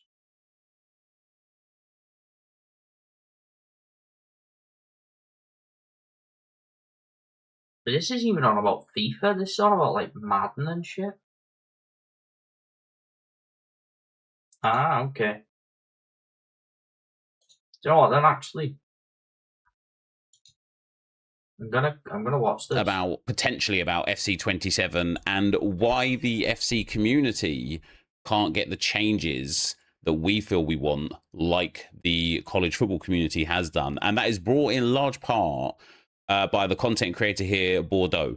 Go drop him a sub. I'll leave his link down below. The content we're going to be watching today and reacting to today to talk about our perspective with FC is all going to be his. He's got 3 videos on the matter, including one just this morning, where College Football 27 got a huge victory in large parts thanks to his push for the change, which is absolutely awesome. And I want to talk a little bit about why we can't have that, or why we don't have that, should I say, in FC. There are some like-for-like comparisons and some that are very kind of wildly different.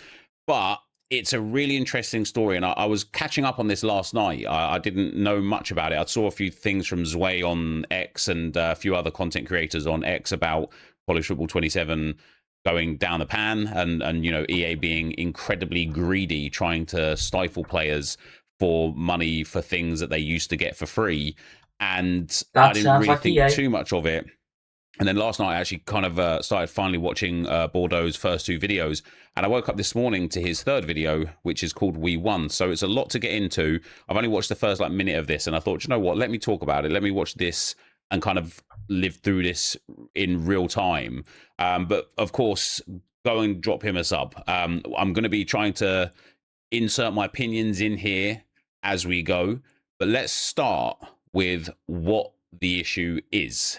EA is bringing microtransactions to single-player modes, and it is only going to get worse from this very moment. But I believe if we act now, there is still time to make change. I don't care if I never work with them. Again, I feel lied to. I feel betrayed. And I don't believe in the direction the game is going in any longer. You can hate me. And straight away, like, single-player games, microtransactions, right?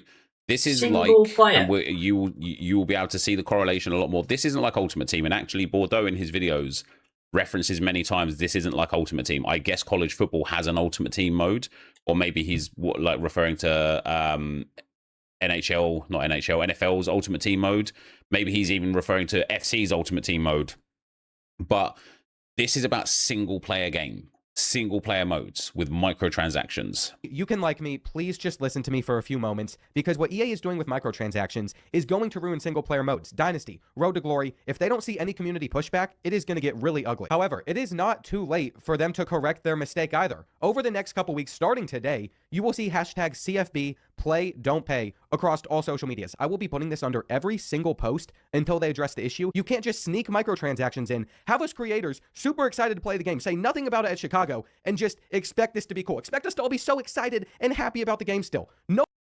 So you can see he's obviously like furious here, and I want to explain why, right? Because he mentioned Chicago, and I'm going to guess that Chicago is like a hub where they invite a lot of the creators down. It's maybe where they make the game. They get them to try out the game, to test the game, to tell them about the game. It used to happen. FC, like FIFA, or the old FIFAs, used to have these kind of capture events, let's say. And they started off with being genuine feedback events. You know, sometimes we weren't even allowed to get certain content. All of the content, the first one I ever went to, which was a FIFA 12 capture event, I recorded about 8 hours of content. I had to have all of it reviewed, and there was about 12 creators there, and everybody had to have every piece of content they made reviewed, and so much of it got rejected for going into a video. For the players got the wrong boots on, they've got the wrong kits, the kits has got the wrong badge on, there was a little bug in there, you spoke a negative word about the game in even in a kind of, you know, like a natural, like, oh my god, how has he missed that, sort of like, oh, he's missed an open goal, that's perceived as like the game being broken. And they were so handy in what you could do. But bullshit. These capture events, FIFA 12, FIFA 13, FIFA 14, were quite the same. Then they became a promotional event. You know, it was held in a hall. Everyone had to live stream it. I wasn't invited to these ones at that point. My bridges with EA, like, I guess his are about to be burnt. My bridges at that point were already burnt. And there was a lot of content creators there. And it wasn't about a capture event. It wasn't about feedback. It wasn't about like letting the creators know what's coming in the game. It was about, how can we promote this game this year? How can we get some more sales this year?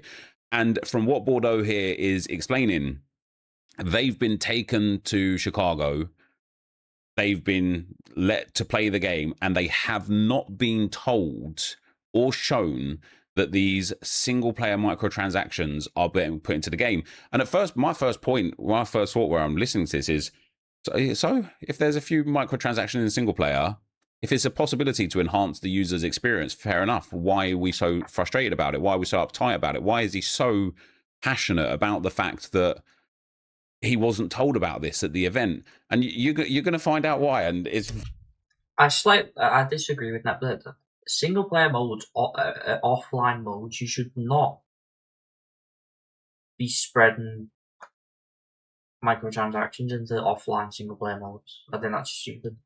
It's valid. Let me tell you that. It's valid.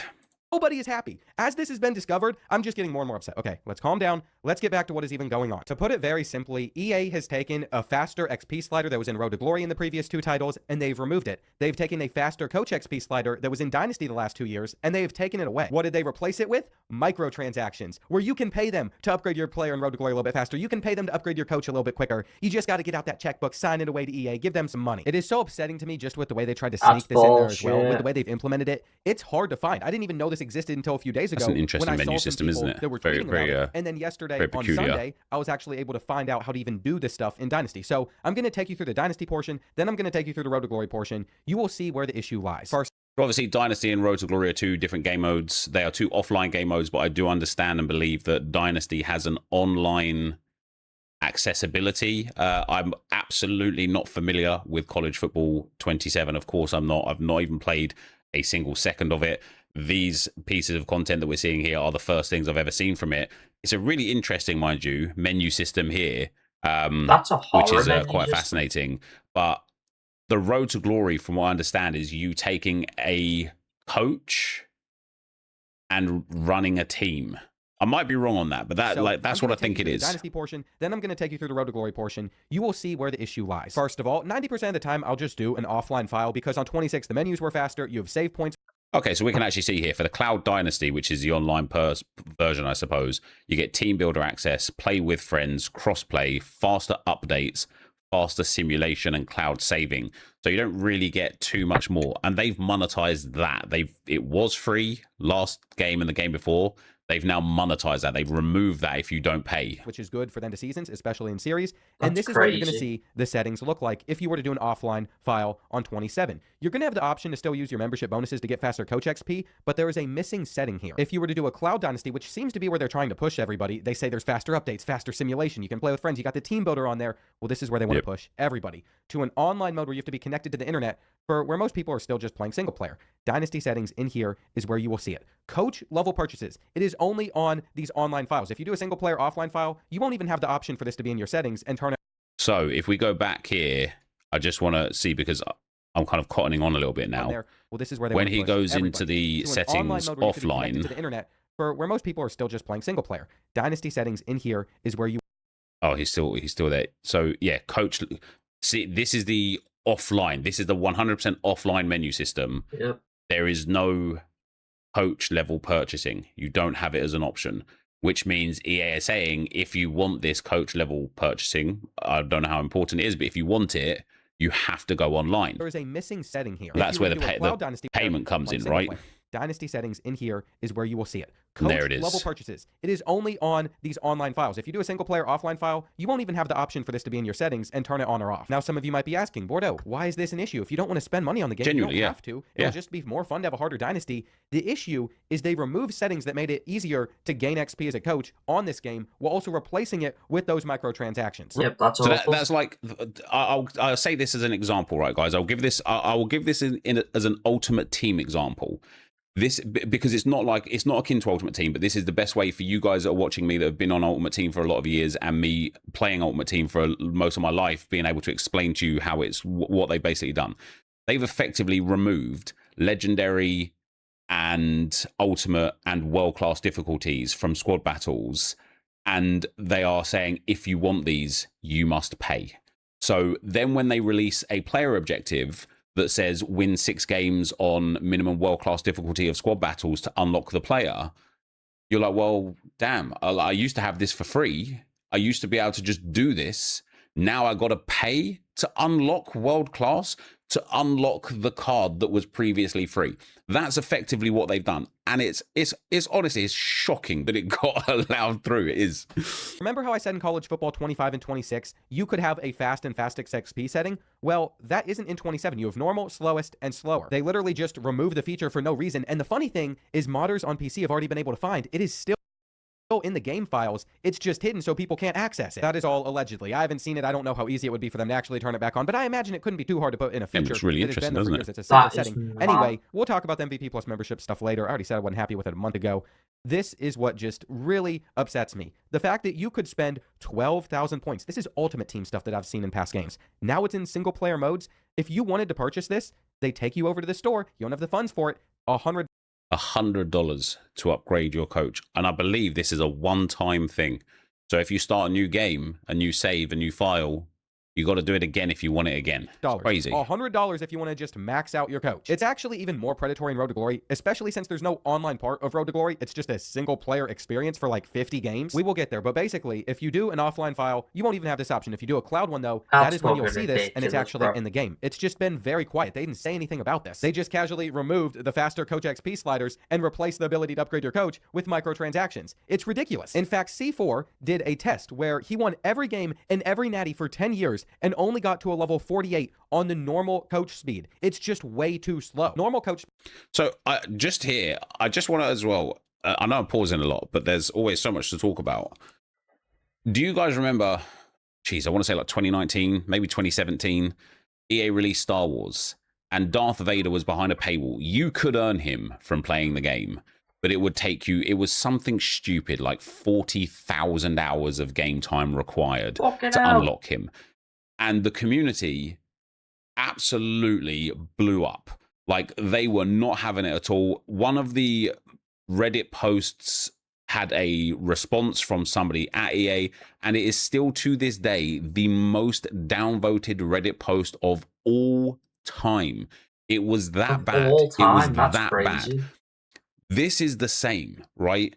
You have to win every game for 10 years, and he only got the coach to a level 48 whilst the max coach is level 100. Imagine playing pro clubs and you start with your guy and he's like, you know, I don't know what their default stats are, around the sort of like 50s, 60s, 70s region, depending on your like the position and stuff. Imagine it cost, let's say, 100,000 XP to get from rating 77 to rating 78. And you used to be able to get that reasonably quickly because you could change the settings to make it a bit easier or to make it a bit harder if you really like the kind of like the grind. Now all of a sudden they've removed those easier settings and it takes you 100 games to move from level 77 to 78, then 110 from 78 to 79, then 120 from 79 to 80, or you can pay and get it way quicker. It's just so sad. That's what this is like. That's what they've effectively done.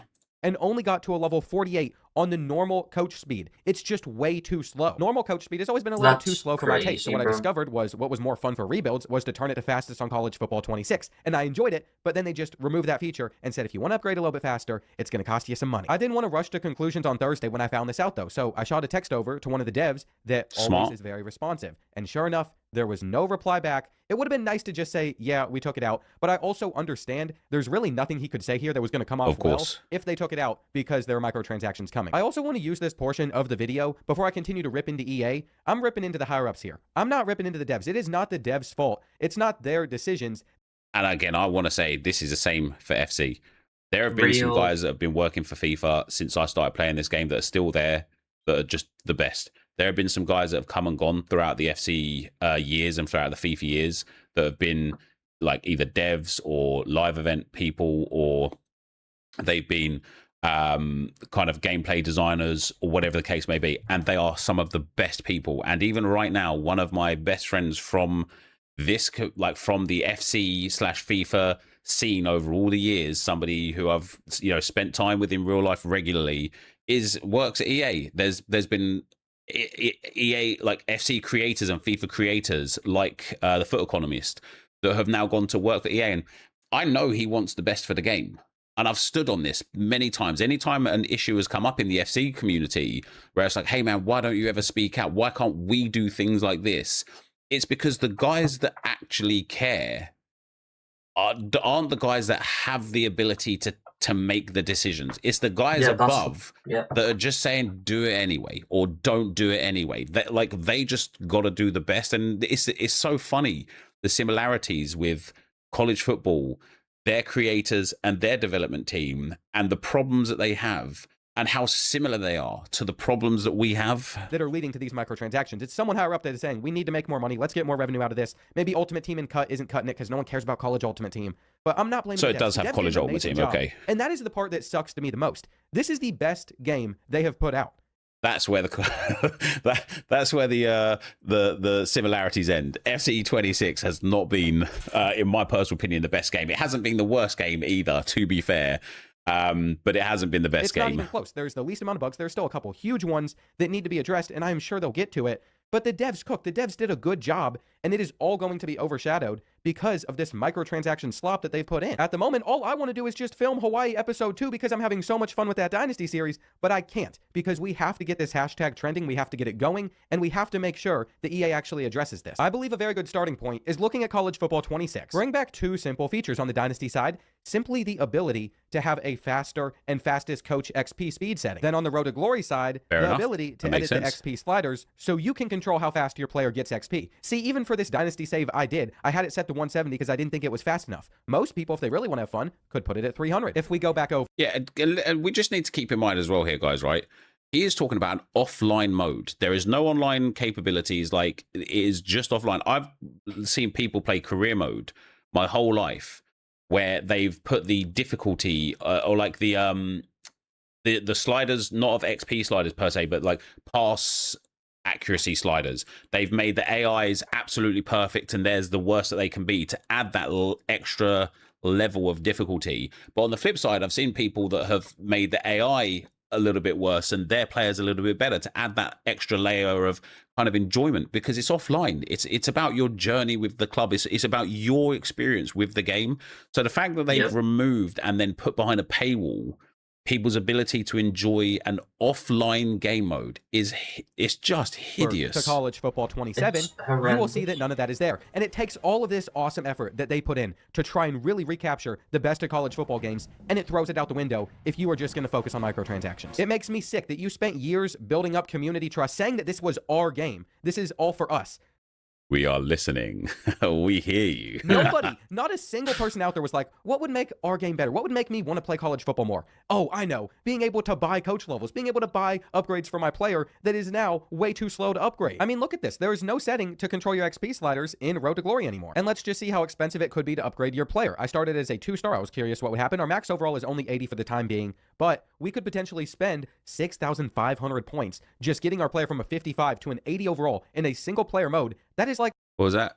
From 50, it gets a plus 25 only. Imagine an Evo. Okay, so imagine Evos. Again, I like to relate it to Ultimate Team because I'm going to get to why it won't change in Ultimate Team. Loaded.com. Hey! Get the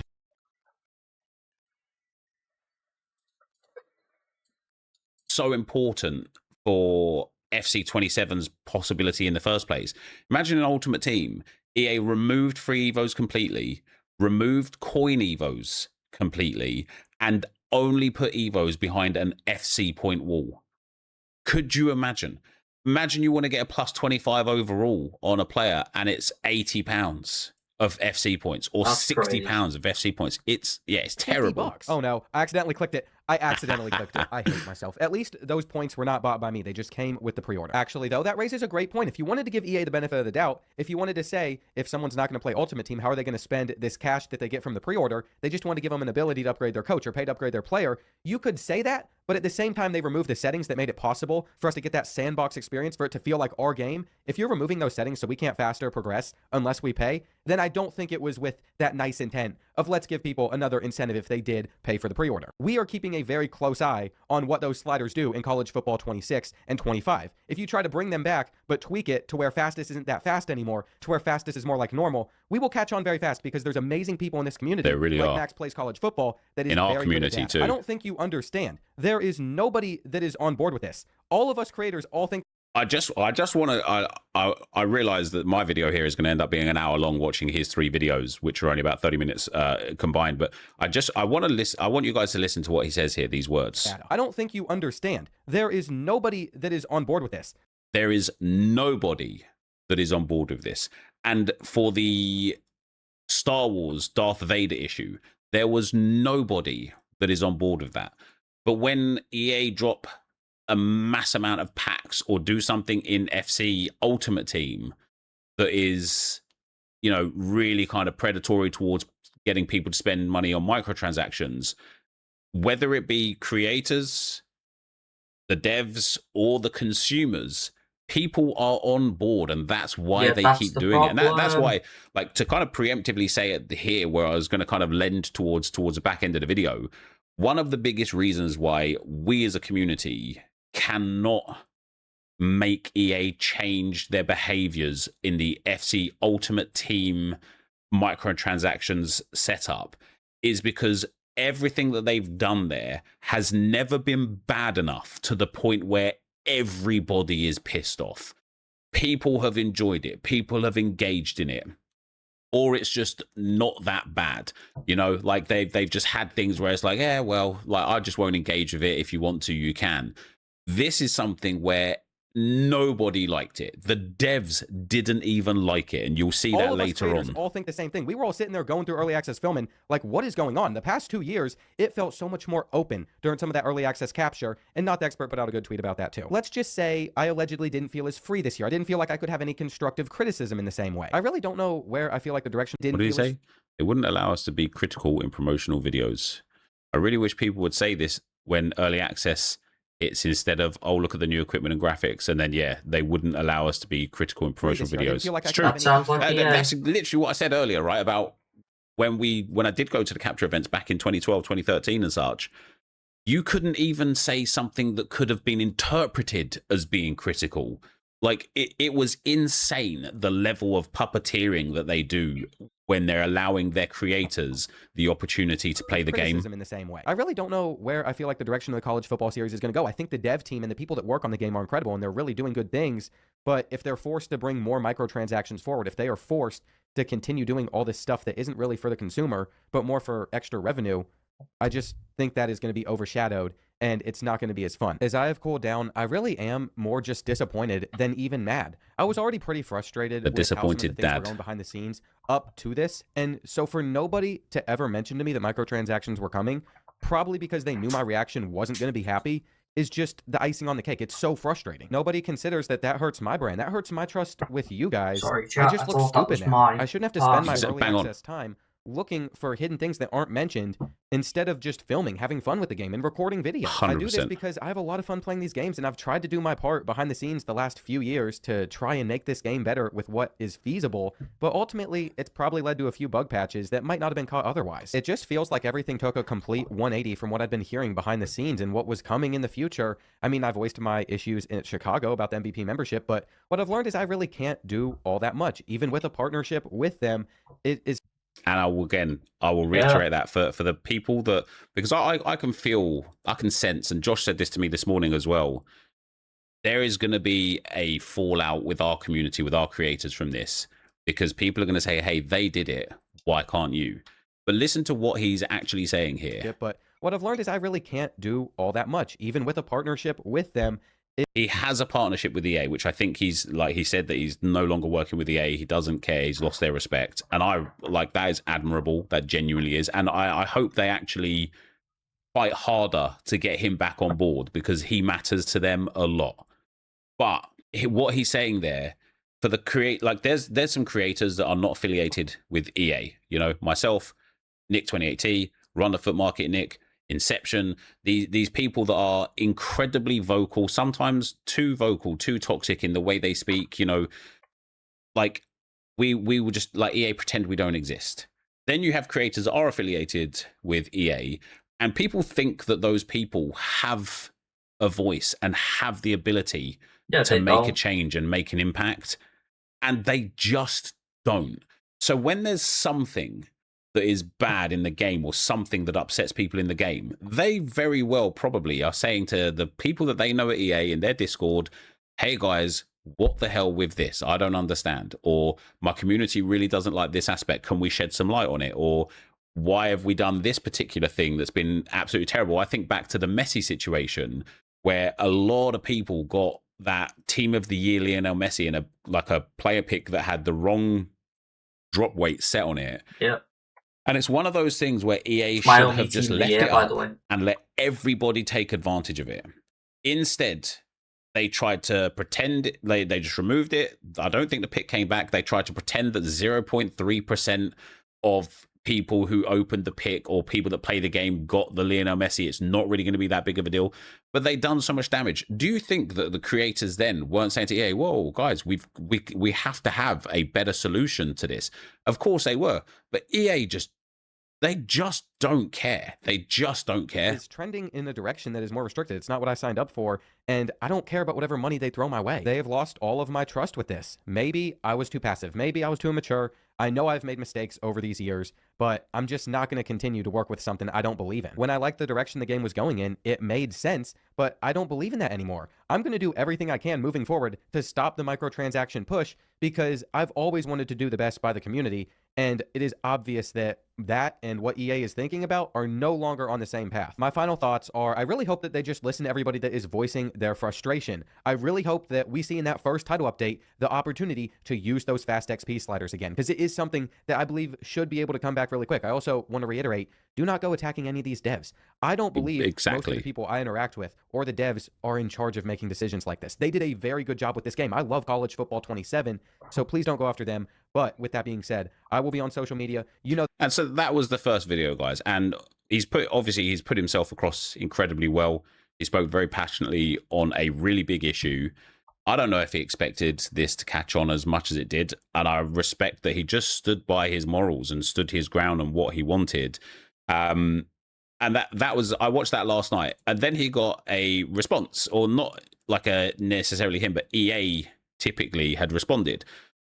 So we move on to the next video. I've got it on 1.25 speed. And let's listen to what he had to say about EA responding about it. I am in disbelief with how poorly EA is handling this situation so far. 2 responses to #CFB play don't pay, and we'll talk about it. This is all because they quietly implemented microtransactions into single player modes while removing features that were in previous games, so you might be more incentivized to spend some money. By this point, the relationship is gone. I feel like I got cheated on. I will never work with EA Sports again. Even if I am still playing games at 69 years old, you will never see an early capture out of me or a partnership with them. I am very upset with how all of this has went down. I don't like the way that they're responding, and we're going to touch on everything in this video, but at first, I do just want to say I am so proud of everyone that has used their voice, everyone in this community, because it's fair to say as well, I know I'm focusing on his videos here today to respond to because he's got the kind of trilogy, but there are like all of the prominent voices in the college football content creation scene all made videos speaking on this, like people that are affiliated with the EA, people that weren't affiliated with the EA. I went through and watched a whole bunch of them,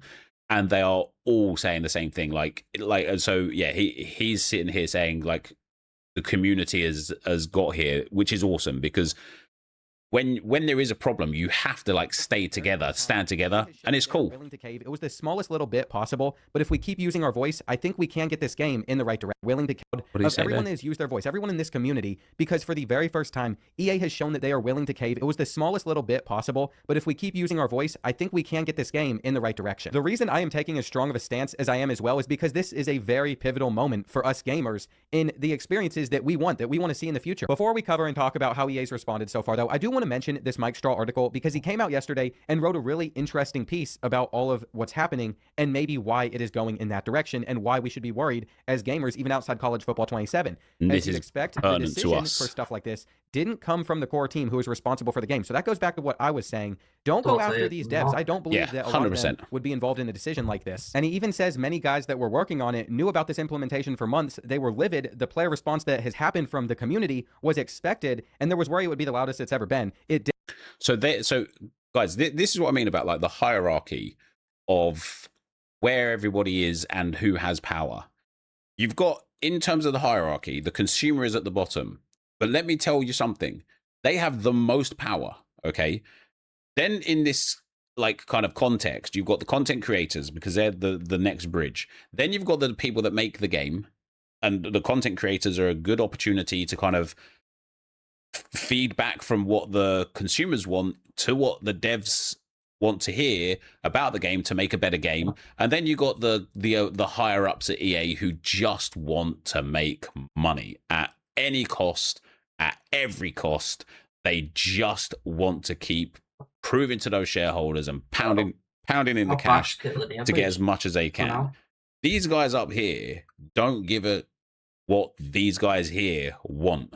But these guys here care deeply about what the creators and the consumers want. And it creates a really interesting like scenario where you have situations like this where the dev team were unhappy about what they were being forced to do because, you know, they're just employees at the end of the day.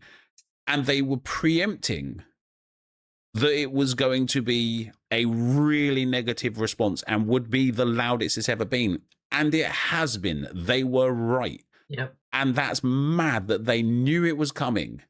And they still couldn't convince these higher-ups, guys, this is going to be a problem. And they just didn't care. It's insane. Definitely has been the loudest. We have been very vocal. I'm very proud of everybody. But the same sources say it likely won't result in much, and EA is just waiting for things to blow over. That's why I said you can't just stop now once they give us the smallest little crumb. Another thing. And that, again, is like what happened with the Messi situation or the PSG Team of the Seasons a couple of years ago in Champs Reward situation. EA remove it. They say a little something about it. They're like, oh, we're investigating an issue with a player pick. And then they just leave it. And then maybe like 2 weeks later, we have resolved your issues. And that's it. Because now they're like, oh, the noise is gone. We can carry on. It's crazy how like the similarities. Was sources tell him EA has been looking at ways to add more monetization options to all games and franchises in its portfolio. He claims even future single-player only titles will have more monetization options implemented. And do you know what? Like, it's really important to say here again, because this is what I said at the start of the video. I don't mind, even single-player games, I don't mind them having monetization options implemented. No, I do. But A, they have to be value for your money. And B, they have to not be something that was already in the game for free that has now been removed and put behind a paywall. You know, if you're a career mode player right now. I agree with that, but at the same time, why would you put single player game modes, offline game modes, and then put money on them? Makes no sense. Now, imagine they just took out the top 5 teams of every league and put them behind a paywall. Imagine they took out transfers. Imagine it was like, yeah, hey guys, you want to play this career mode? That's great. For you to have unlock the transfer market, it's, you know, £10 worth of FC points per season. How much do you like transfers? You know, oh, that's great. That's bad. But if they add something and the cost of adding that thing is this is a microtransaction, that's fine. So long as it doesn't take away from the actual core game, as long as it's adding to the core game. And you might ask the question, why not just add it to the game for free and let the game be better? That would be a dream world, right? But we don't live in the dream world anymore. We live in a world of microtransactions. Look at what GTA did. They have put stores behind microtransactions, behind like unlocking the better version, not necessarily microtransactions, but certainly paying for like the higher version. Games are finding more. But in fairness to GTA, they've spent billions in like 13 years on it. So, like, it's not a good idea. I don't agree with it, but like, GTA have put their heart and soul into GTA. Do you know what I mean? And obviously the devs of EA put their heart and soul, but like, do you know what I mean? It just doesn't feel the same when one's been made in a year, one's been made in 30. But yeah, my parcel should be in any minute. More ways to extract money from their consumers, come what may. We're not going to get away from it now. We're not going to escape from it until the whole industry implodes. And so for EA and for something like this, there are going to be MTs in there. They are going to continually add them, which means we got to find a way as consumers to be content with what they're giving as microtransactions. I tried to back my boy, but I didn't have a And like I say, if EA remove like the top 3 squad battles difficulties or put champs behind a paywall, you know, oh, you can unlock champs. It's only going to cost you $7.99 a month or $7.99 a weekend. Imagine that. Imagine you had to pay 6,000 FC points, or sorry, not 6,000, like 1,000 FC points to unlock champs each week. That'd be all out of nowhere. You'd be livid. You would be livid. And so with this, you know, they're saying sources are telling him that EA has been looking at ways to add more monetization options to all of the games and franchises in its portfolio. EA is preparing, EA/FIFA. EA with its upcoming The Grounds mode, everything is on the table regarding how EA is preparing to pay off that new debt. Even future single-player only titles will have more monetizations. I'm now wondering, what the hell are we going to get for FC 27? Because if you think that they did this in college football and that they didn't have something planned for FC27's offline modes to monetize them, you are wrong. And I wonder if the next video we're about to watch here is going to have EA change very quickly what was possibly going to come. And I am speculating here, but what was possibly going to come in FC27, or if they're still going to leave what is possibly going to come in FC27 in there, assess the fallout in this manner, and then decide if it's a good or bad idea. But because of how bad this has been, you know, they've like, because of the context of what they've done here, I'm worried for FC27 now. So that's where I Yeah, see you this, should and it might not be you just a should college be. football 27 issue. This could be something that carries over to Madden or all the other titles that they do. In my opinion, that is what makes something like this so challenging, because we have to be able to convince EA that this entire pathway that they're most likely wanting to move towards is not the right direction, at least for specific titles like the college football one especially, where your player base, you're just not meeting the needs of your player base here. This is not 100%. something that anybody was asking for, and I just don't understand the direction still. It makes me so disappointed, even more frustrated and mad the longer that they seem to not think it's a major issue. Then they made the decision that yesterday, instead of just putting out a statement themselves, they're going to convey that messaging through creators putting it out, which I just don't like how you go about that to avoid the backlash.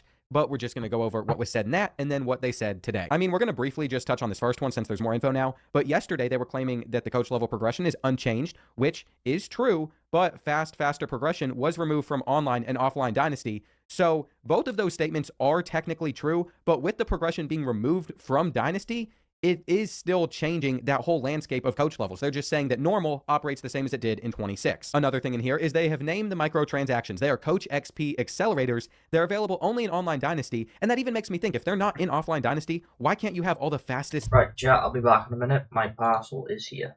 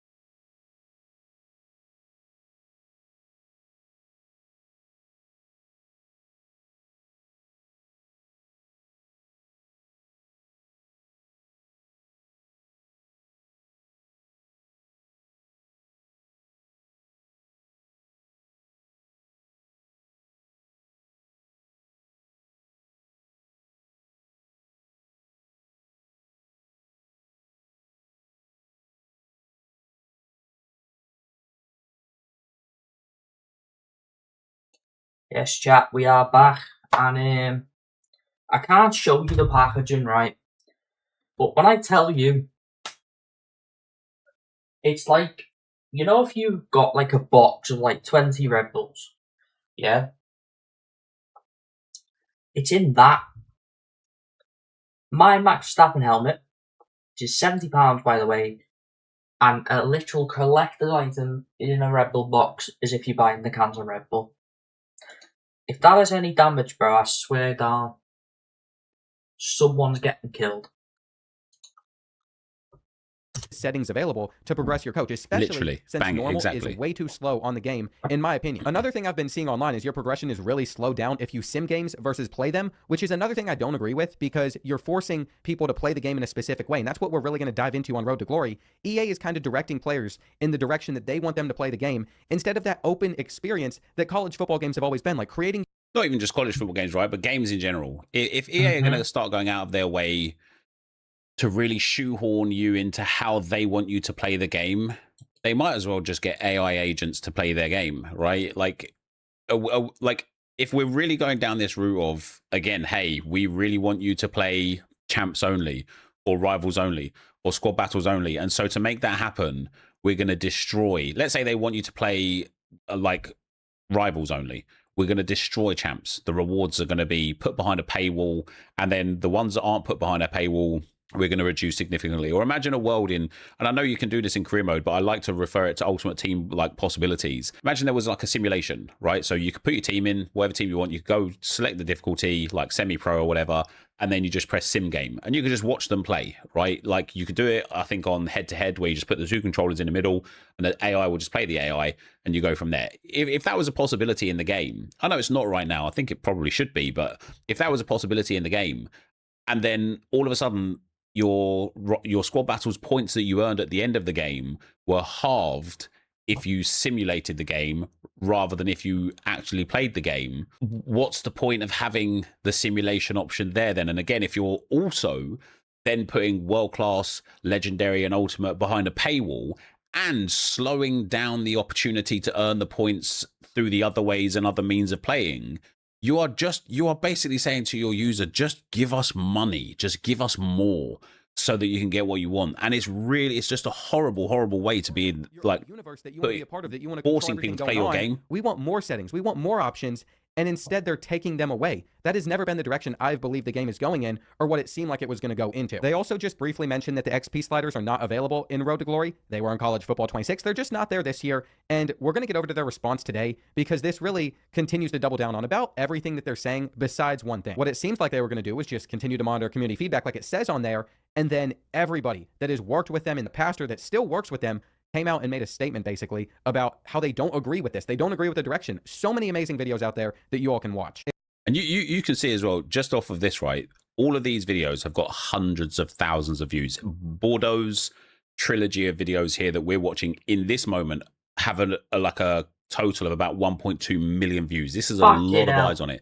Even this post here has 500,000 views on X, 23,000 likes. Like, we don't see this level of kind of camaraderie, I suppose, in the FC community. If somebody has something wrong, it will be a lot of people going, finally someone speaking up, and a lot of people going, if you don't like it, don't play it. And it's like you just can't get the entire community together to fix on one thing. It becomes a struggle. But these guys, man, they don't agree with the direction. So many amazing videos out there that you all can watch. It's really commendable all those guys are using their voice, but I also have to say this for another time. Do not be attacking other creators, especially if someone isn't as vocal. That's not where you should be directing your anger, and that's going to get nothing accomplished. We don't need to be beefing in the community. Direct it in the right places. We have really used our voice, but this all comes to the response EA put out themselves today. And it starts with a win. They also addressed that some of the dynasty bugs are going to be patched that were in there, which is a good thing. I will always commend the dev team.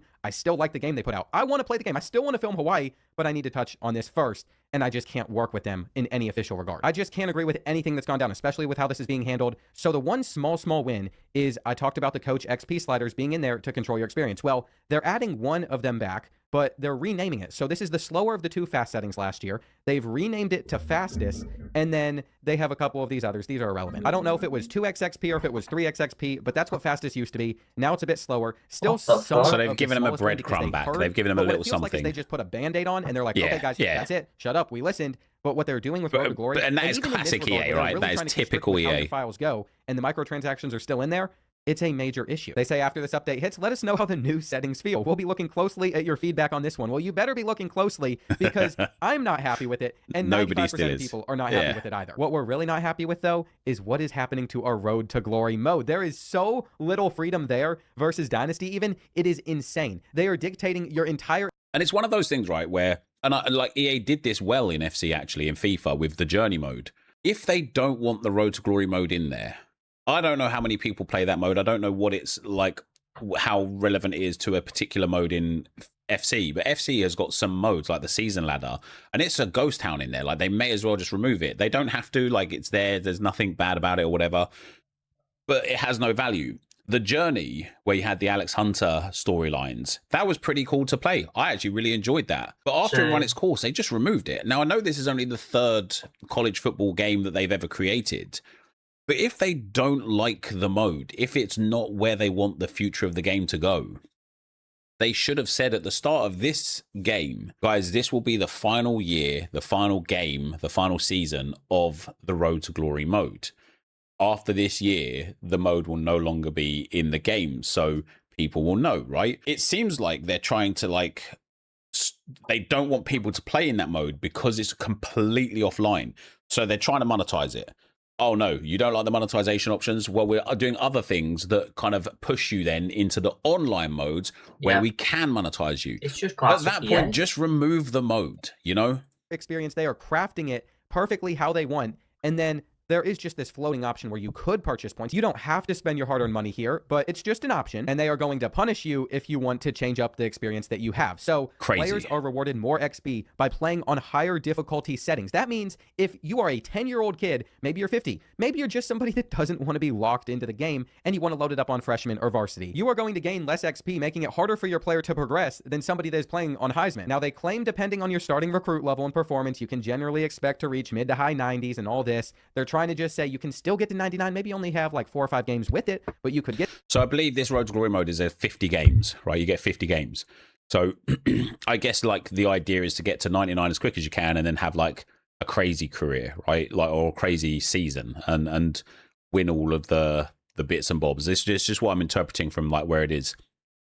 But I think I one of the other videos I watched, the guy basically had said that it would take you, if you played 5 hours a week, roughly, if you was a casual player, it would take you something like, you know, like 2 years to just get through the first level. That's insane. I don't really know about all of that. All I did was experience my time with tight end, which I had a fun time doing. I just don't agree with any of this as a decision. I also think my experience as a tight end is invalid because I went for like 3,000 receiving yards and won the Heisman. I might have gotten to like an 85 overall doing that as a sophomore. I'm not really sure, but I was going off so much, doing well in all my practices. Of course, I was going to be rewarded and be able to upgrade, and it was on Heisman. If you play on a lower difficulty, or if you turn off wear and tear, it'll reduce the XP gained once again to offset the gameplay advantage. This is the phrasing that just sets me off, because this is an offline Road to Glory mode. Why the fuck are we worried about offsetting the gameplay advantage? Read between the lines. We all know what the actual reason is. We know where this is headed in the future if things don't change, if things are not reverted. It is just unbelievable to me that if you want to control your experience and play. Why would you, if somebody's having a great time in an offline mode, who cares?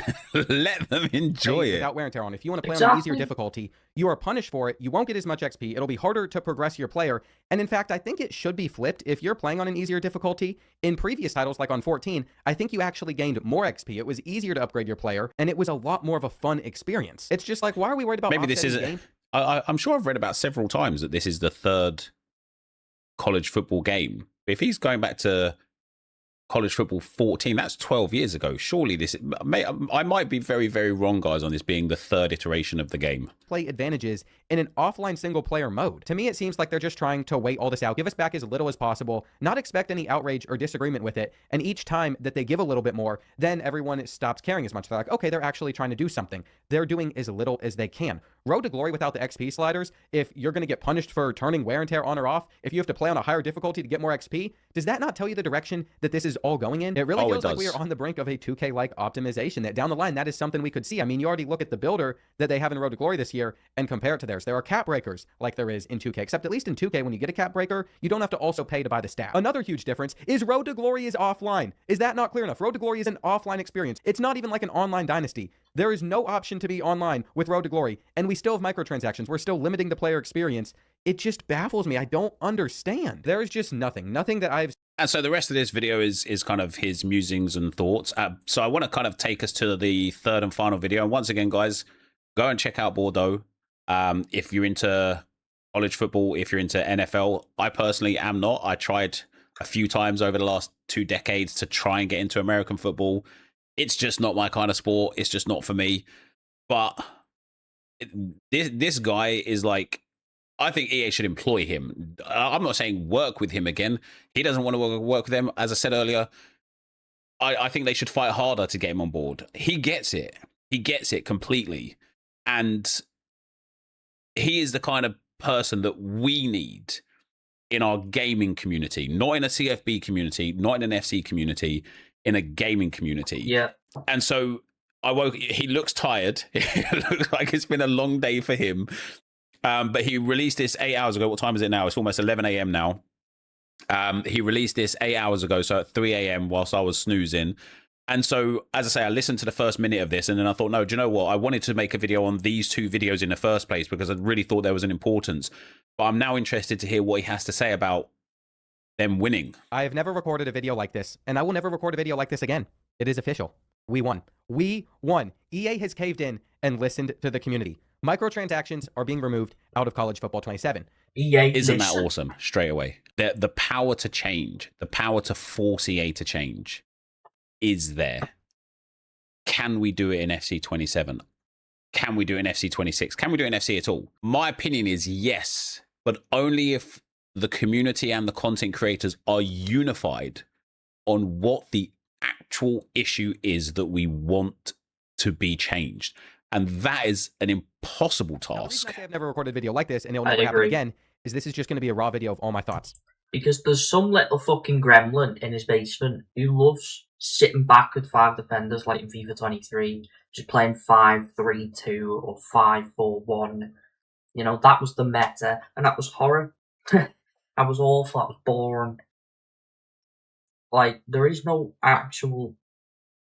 Like, people love the air defending, people love just having everything done for them. Some people really do. And to me, they're sad individuals who don't know what that sunlight out there is. They just think someone's shining a torch through the window. You know what I mean? Like, that's how bad it is. But yeah, I'm not gonna rant.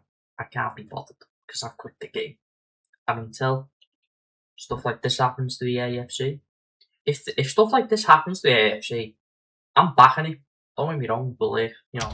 Everything that's happened, we can start by looking at this statement. We will remove all paid progression options from Road to Glory and Online Dynasty. Okay, there's going to be a couple cuts just because I'll burp and I need to take a breath every so often. But they're still mentioning goals for live service plans in College Football 28. I will say, that does concern me. My phone is blowing up like crazy, by the way. I am just so proud of everyone, man. Like, That's it why does concern me. so that's where I stopped to read. That's where I stopped watching before. I just want to read this myself.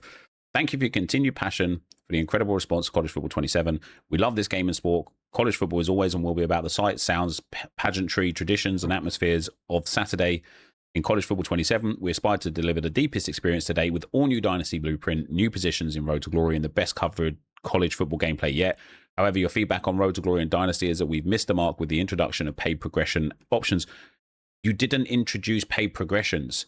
You put current systems behind a paywall. Even now, even though they're obviously retracting what they've done and they're walking back this stuff, they are trying to make it seem like, oh, there's this thing that we gave you that you didn't like, so we're just going to remove it. No, you put things that were in the game behind a paywall.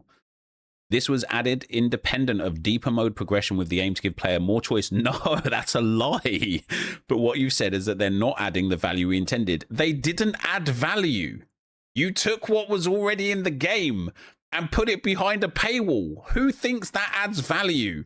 From what I can understand, they have like slower, normal, fast, and fastest. If you added an even faster and a stripes down your car fast level and they were paid, fine. But the ones that you had, you can't put them behind a paywall and then go, oh, we tried to give you more options. That's so poor. Tomorrow morning, we will remove all paid progression options from Road to Glory and Online Dynasty. An unfortunate side effect of removing paid progression is that players have college point balances in their wallets will not be able to apply the balances in Road to Glory or Dynasty.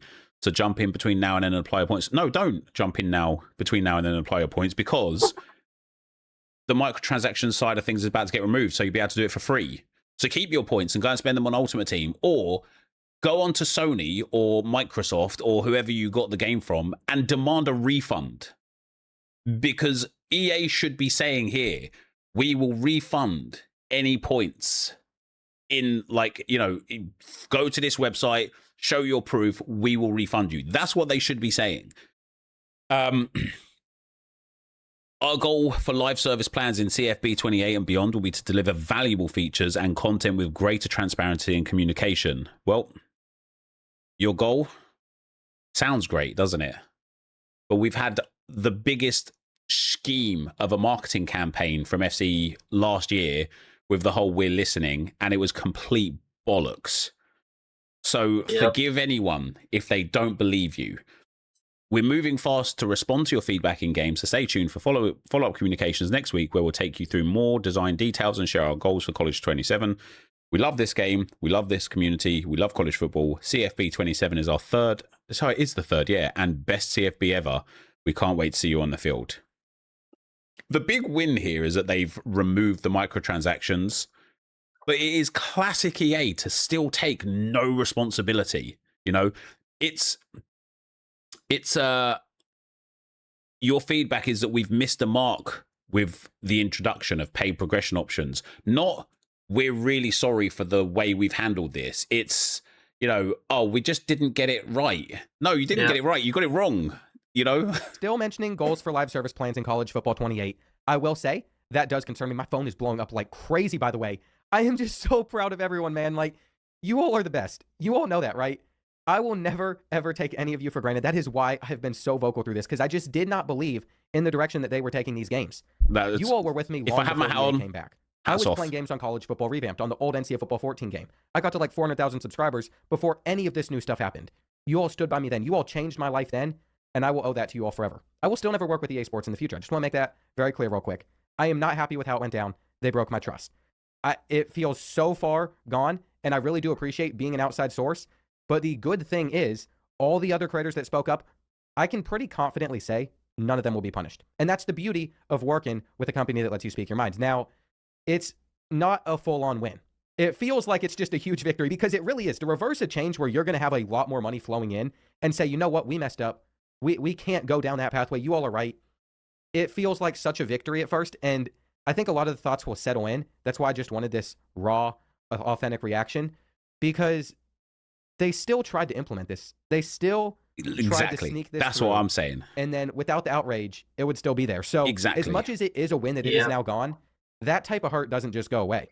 And that's some type of hurt that takes a long time to repair with your community. You are going to have to work extremely hard, EA, to repair the trust for everybody out there. For all the creators that will continue to work with you, you are going to have to repair that trust. And it's hard. It's going to take years of listening even closer. I've always believed you all have done a good job in listening, but then something like this comes out of the blue. So is it a damage control situation? I don't know. Either way, the microtransactions are out. So I'm hoping that this can lead to the game going back in the right direction, because I think everybody always wanted that sandbox experience, that you can load up the game and do whatever. That is what we always imagined whenever you would write to us in the deep dives, whenever you would share these trailers and say stuff like, it's our game. This is a love letter to college football. You have to get back to doing that type of thing. What you did this year, it's a great game. That's why throughout this entire process, I've never said anything poorly about it. The bugs, of course, yeah, they're there. I've gotten used to the bugs. We could still go for a better launch, guys. We could still go for a better launch, but it was the cleanest launch of all of them still. And it's a shame that this is how everything went down, but at the same time, it's a moment that hopefully changes the future of football games and where you all decide to do stuff. I actually really hope that the impact that this has had, because it's different to Star Wars, because this is a sports game, this is a sports title with an Ultimate Team mode. I actually hope that this has an impact on the way EA will behave in all of their sports games going forwards. Hopefully. Because I've been a very firm believer over the last sort of like 5 or 6, maybe 6 or 8 years, that all of the kind of monetization that EA are putting into the game is pushing a boat out, right? Let's push it out a little bit more, try and get some bigger fish. Like mentally in my mind, right? You got a boat on the dock and you're trying to fish and you're not really catching many fish, right? So you push the boat out a little bit more, right? And that's EA adding in a few microtransactions, a few store packs, a few, bits of this or whatever. And there's a few bigger fish there. Oh, now we're eating nice. Now we've got a few bigger fish. Let's push the boat out a little bit more. And you push it out a little bit more. There's like, you get a bit bigger fish. And you keep repeating that process of pushing the boat out. And now you look back and you're like, oh my God, the shore is miles away. Where we started to where we are, even though you had small incremental boat pushes and it didn't feel like a big change in the moment, actually, when you look back, it's a far cry from where you were, and you're catching the biggest of juiciest of fish. Eventually, you'll push the boat out a little bit more to try and get that little, try and get that whale now, and the tide will catch you, and it will take you, and it will destroy you. And now all of a sudden, because you just tried to push the boat out a little bit more, you're dead. And I genuinely believe that we are heading that way with EA Sports. I genuinely believe, and as I say, I've stood firm on this for years. I genuinely believe that EA just keep testing the waters, keep pushing the boat out a little bit. And then eventually, like they've done here in college football, they will go that one step too far. And once you go that one step too far, there is no coming back.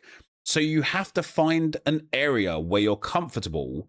And instead of pushing the boat out a bit further, just get another boat, right? You can afford another boat. So do some, like, be a bit more creative with your monetization options that gives people value, instead of just trying to extract more and more and more without actually adding value. Because I genuinely believe for FC, we've gone that far now and people have given up and people have stopped playing. You can see it in the views of college football. Like Bordeaux here, he gets an insane amount of viewership on his college football games, right? Hundreds of thousands of views. We haven't seen this level of views in the FC community for years. And that is because people have got fed up with it from EA. And at the moment in FC, you'll see their numbers, or, EA put their live services numbers, not FC, just EA Sports, which is a lot of FC, but it's also a lot of not FC. And people think, oh, EA is still doing great because they're making more money. If their player base is declining, but they're able to get more money per player, that only lasts so long. Because eventually the player base goes down and down and down and down and down until you haven't got any more money to extract out of them. And then the whole like franchise comes crashing down. And I genuinely believe we are seeing that. I believe we're like in the middle of it. And I don't think we'll be able to see it until we're either out the other side in a positive way or out the other side in a negative way. But I genuinely believe we are in the middle of this franchise collapsing internally. We are and like 2 FIFA away, honestly, maybe even more. I'm desperate for EA to learn from this and to take what has happened here and recognize that if you burn your customers' trust, their wallets are gone forever. So just rein it in. If you have more users, you will make more money. Whoa. What's that? Whoa. I just built a budgeting app in Base 44. Guys. Over time. For us as a community, there are so many thank yous to put out. I don't even know where to get started. On Sunday, when me and some of the other creators came together, it was very challenging to know exactly what to do. But got a hashtag going, knew that videos were going out. I started coordinating so many people on page with what was just going on because I felt like this is not the direction the game should be going. Everyone that has spoken out, I mean, I could do thank yous for this entire video. I've seen so many tweets. There's been so much support. And ultimately, this is just where these games need to be. I really hope this is a lesson to a lot of the gaming companies out there. Yeah, bang on. Do not take your community for granted. It's exactly what I just said. Bang on, community, like you can just charge up a little extra money and get away with it there. Do not try to sneak something in on them, because what makes your community love your game so much, if you pull away from that and try to go in a different direction, that is how you lose that base. Yep. That is how you put people off from enjoying your products and losing trust in you. That's why I'm going to say that rebuilding that trust back is not going to be something that is going to be easy for EA. 100%. It is not. It's a win in a way that all paid progression options are gone, but there's still live service plans in College Football 28 and beyond. And if you're taking these single player modes in a live service direction, I automatically just don't like that. I still want you to also have these single player offline features just as good for your players. If you're trying to go live service, if you want to go to those open world concepts, if you want to take Road to Glory online, leave the offline alone. Yeah. Let the offline stay free. Let the offline part stay fun. Let the offline mode stay customizable. That is where this statement might not address all of that. Are you going to be bringing back the Road to Glory sliders? Are you going to be bringing back the wear and tear sliders? Are you going to change up kind of how certain things... Oh, so it seems like they've removed the monetization side of things, but they actually still have got things missing from the Road to Glory mode from what was there last year that is no longer there this year. That's interesting. The actual dynasty calculations for the XP settings coming. Not interesting in like a good way. That's interesting in a like, it seems like EA don't want this mode in the game like, way. There's just so many decisions I feel like that were made this year you wouldn't have even noticed until you really looked into it. And the more I'm looking into it, I'm just getting frustrated because I see the direction that things could have been going. Now, obviously, them being willing to take a step like this is not minor. This is a major step. This is the big dog that they're addressing, and the smaller things I'm talking about right now, I would assume they're getting to. If they are caving to the community on a microtransaction level where they're losing potential revenue that most likely would have never come in the first place because the people that buy the products for Dynasty and Road to Glory are not going to pay extra money. But anyway, 100%. You know what? We did it. I'm very proud of all of you. We are going to continue to have fun on this channel. Please make sure you're subscribed if you haven't already, because Hawaii Episode 2, I've been waiting to film Season 2 with Hawaii for so long, and I can finally just get back to making videos on the game I really enjoy. And I was willing to just put everything on the line. Obviously, I was going to play the game no matter what, but it was going to be a very different tune, especially if I was watching it just go downhill. There was going to have to be more of a thought of what else do I want to transition my content into? What other games do I want to play? What else do I want to do online? And that will still happen, but also I'm hopefully going to see things coming out on EA side that make me believe in the future of the college football video. And so, like, there we go, guys. There's a minute of the video left. That's where we're at. It's fascinating how quick it's gone full circle. Again, much credit to Bordeaux and the other CFB content creators that have actually made this happen. And to end with, for us, I think I think this is going to create another hashtag fix FIFA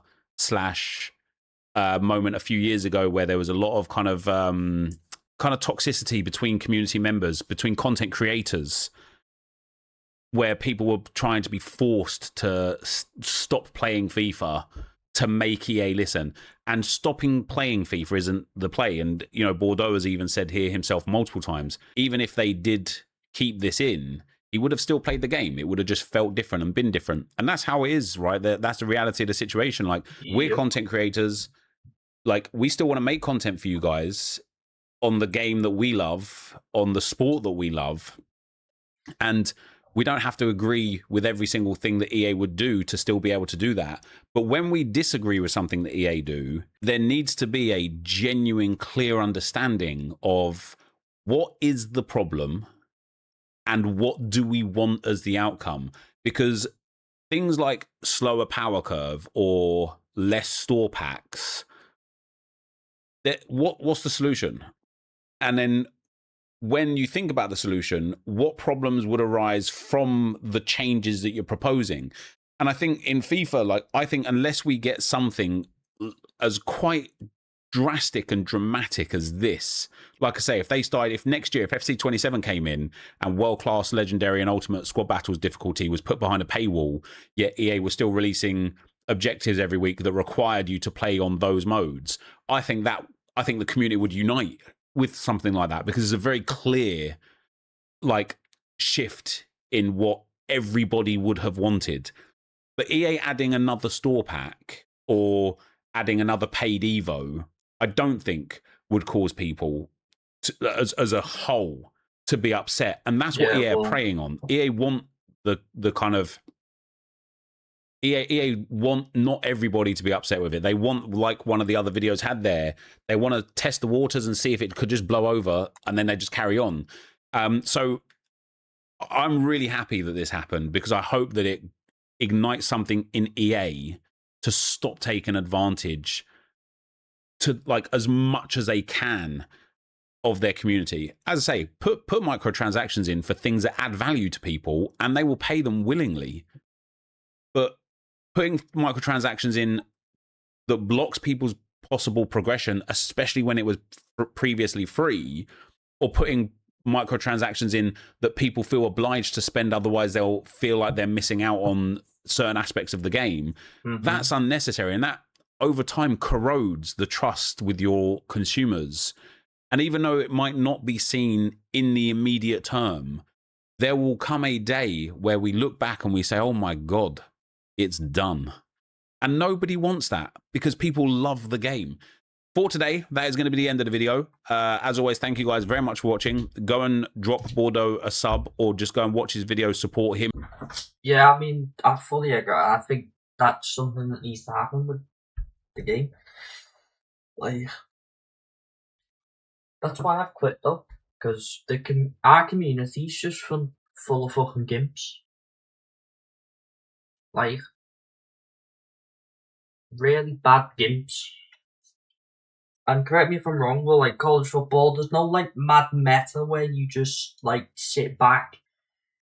You know, like you probably can have all your men behind the ball, you know what I'm saying? But like, you can break it down quite easy. Well, not quite easy, but easy. It doesn't take 15 minutes of passing until there's a slight gap and then you drill the ball through. You know what I mean? It's little things like that. It's bullshit, but yeah. I think, to be honest, though, chat, I think I am going to end the stream there. I've just got to quickly finish off the main channel video. I need to, like, I've captioned it, but as I was saying earlier in the stream, I now just need to edit in the intro, the outro, and stuff like that. It doesn't take long. And then I'll also have to edit a video for tonight for the gaming channel, because I need a video for tonight for the gaming channel. So yeah, I'll catch you all in tomorrow's stream, boys. Really appreciate it. W stream. I'll catch you all in the next one. Peace.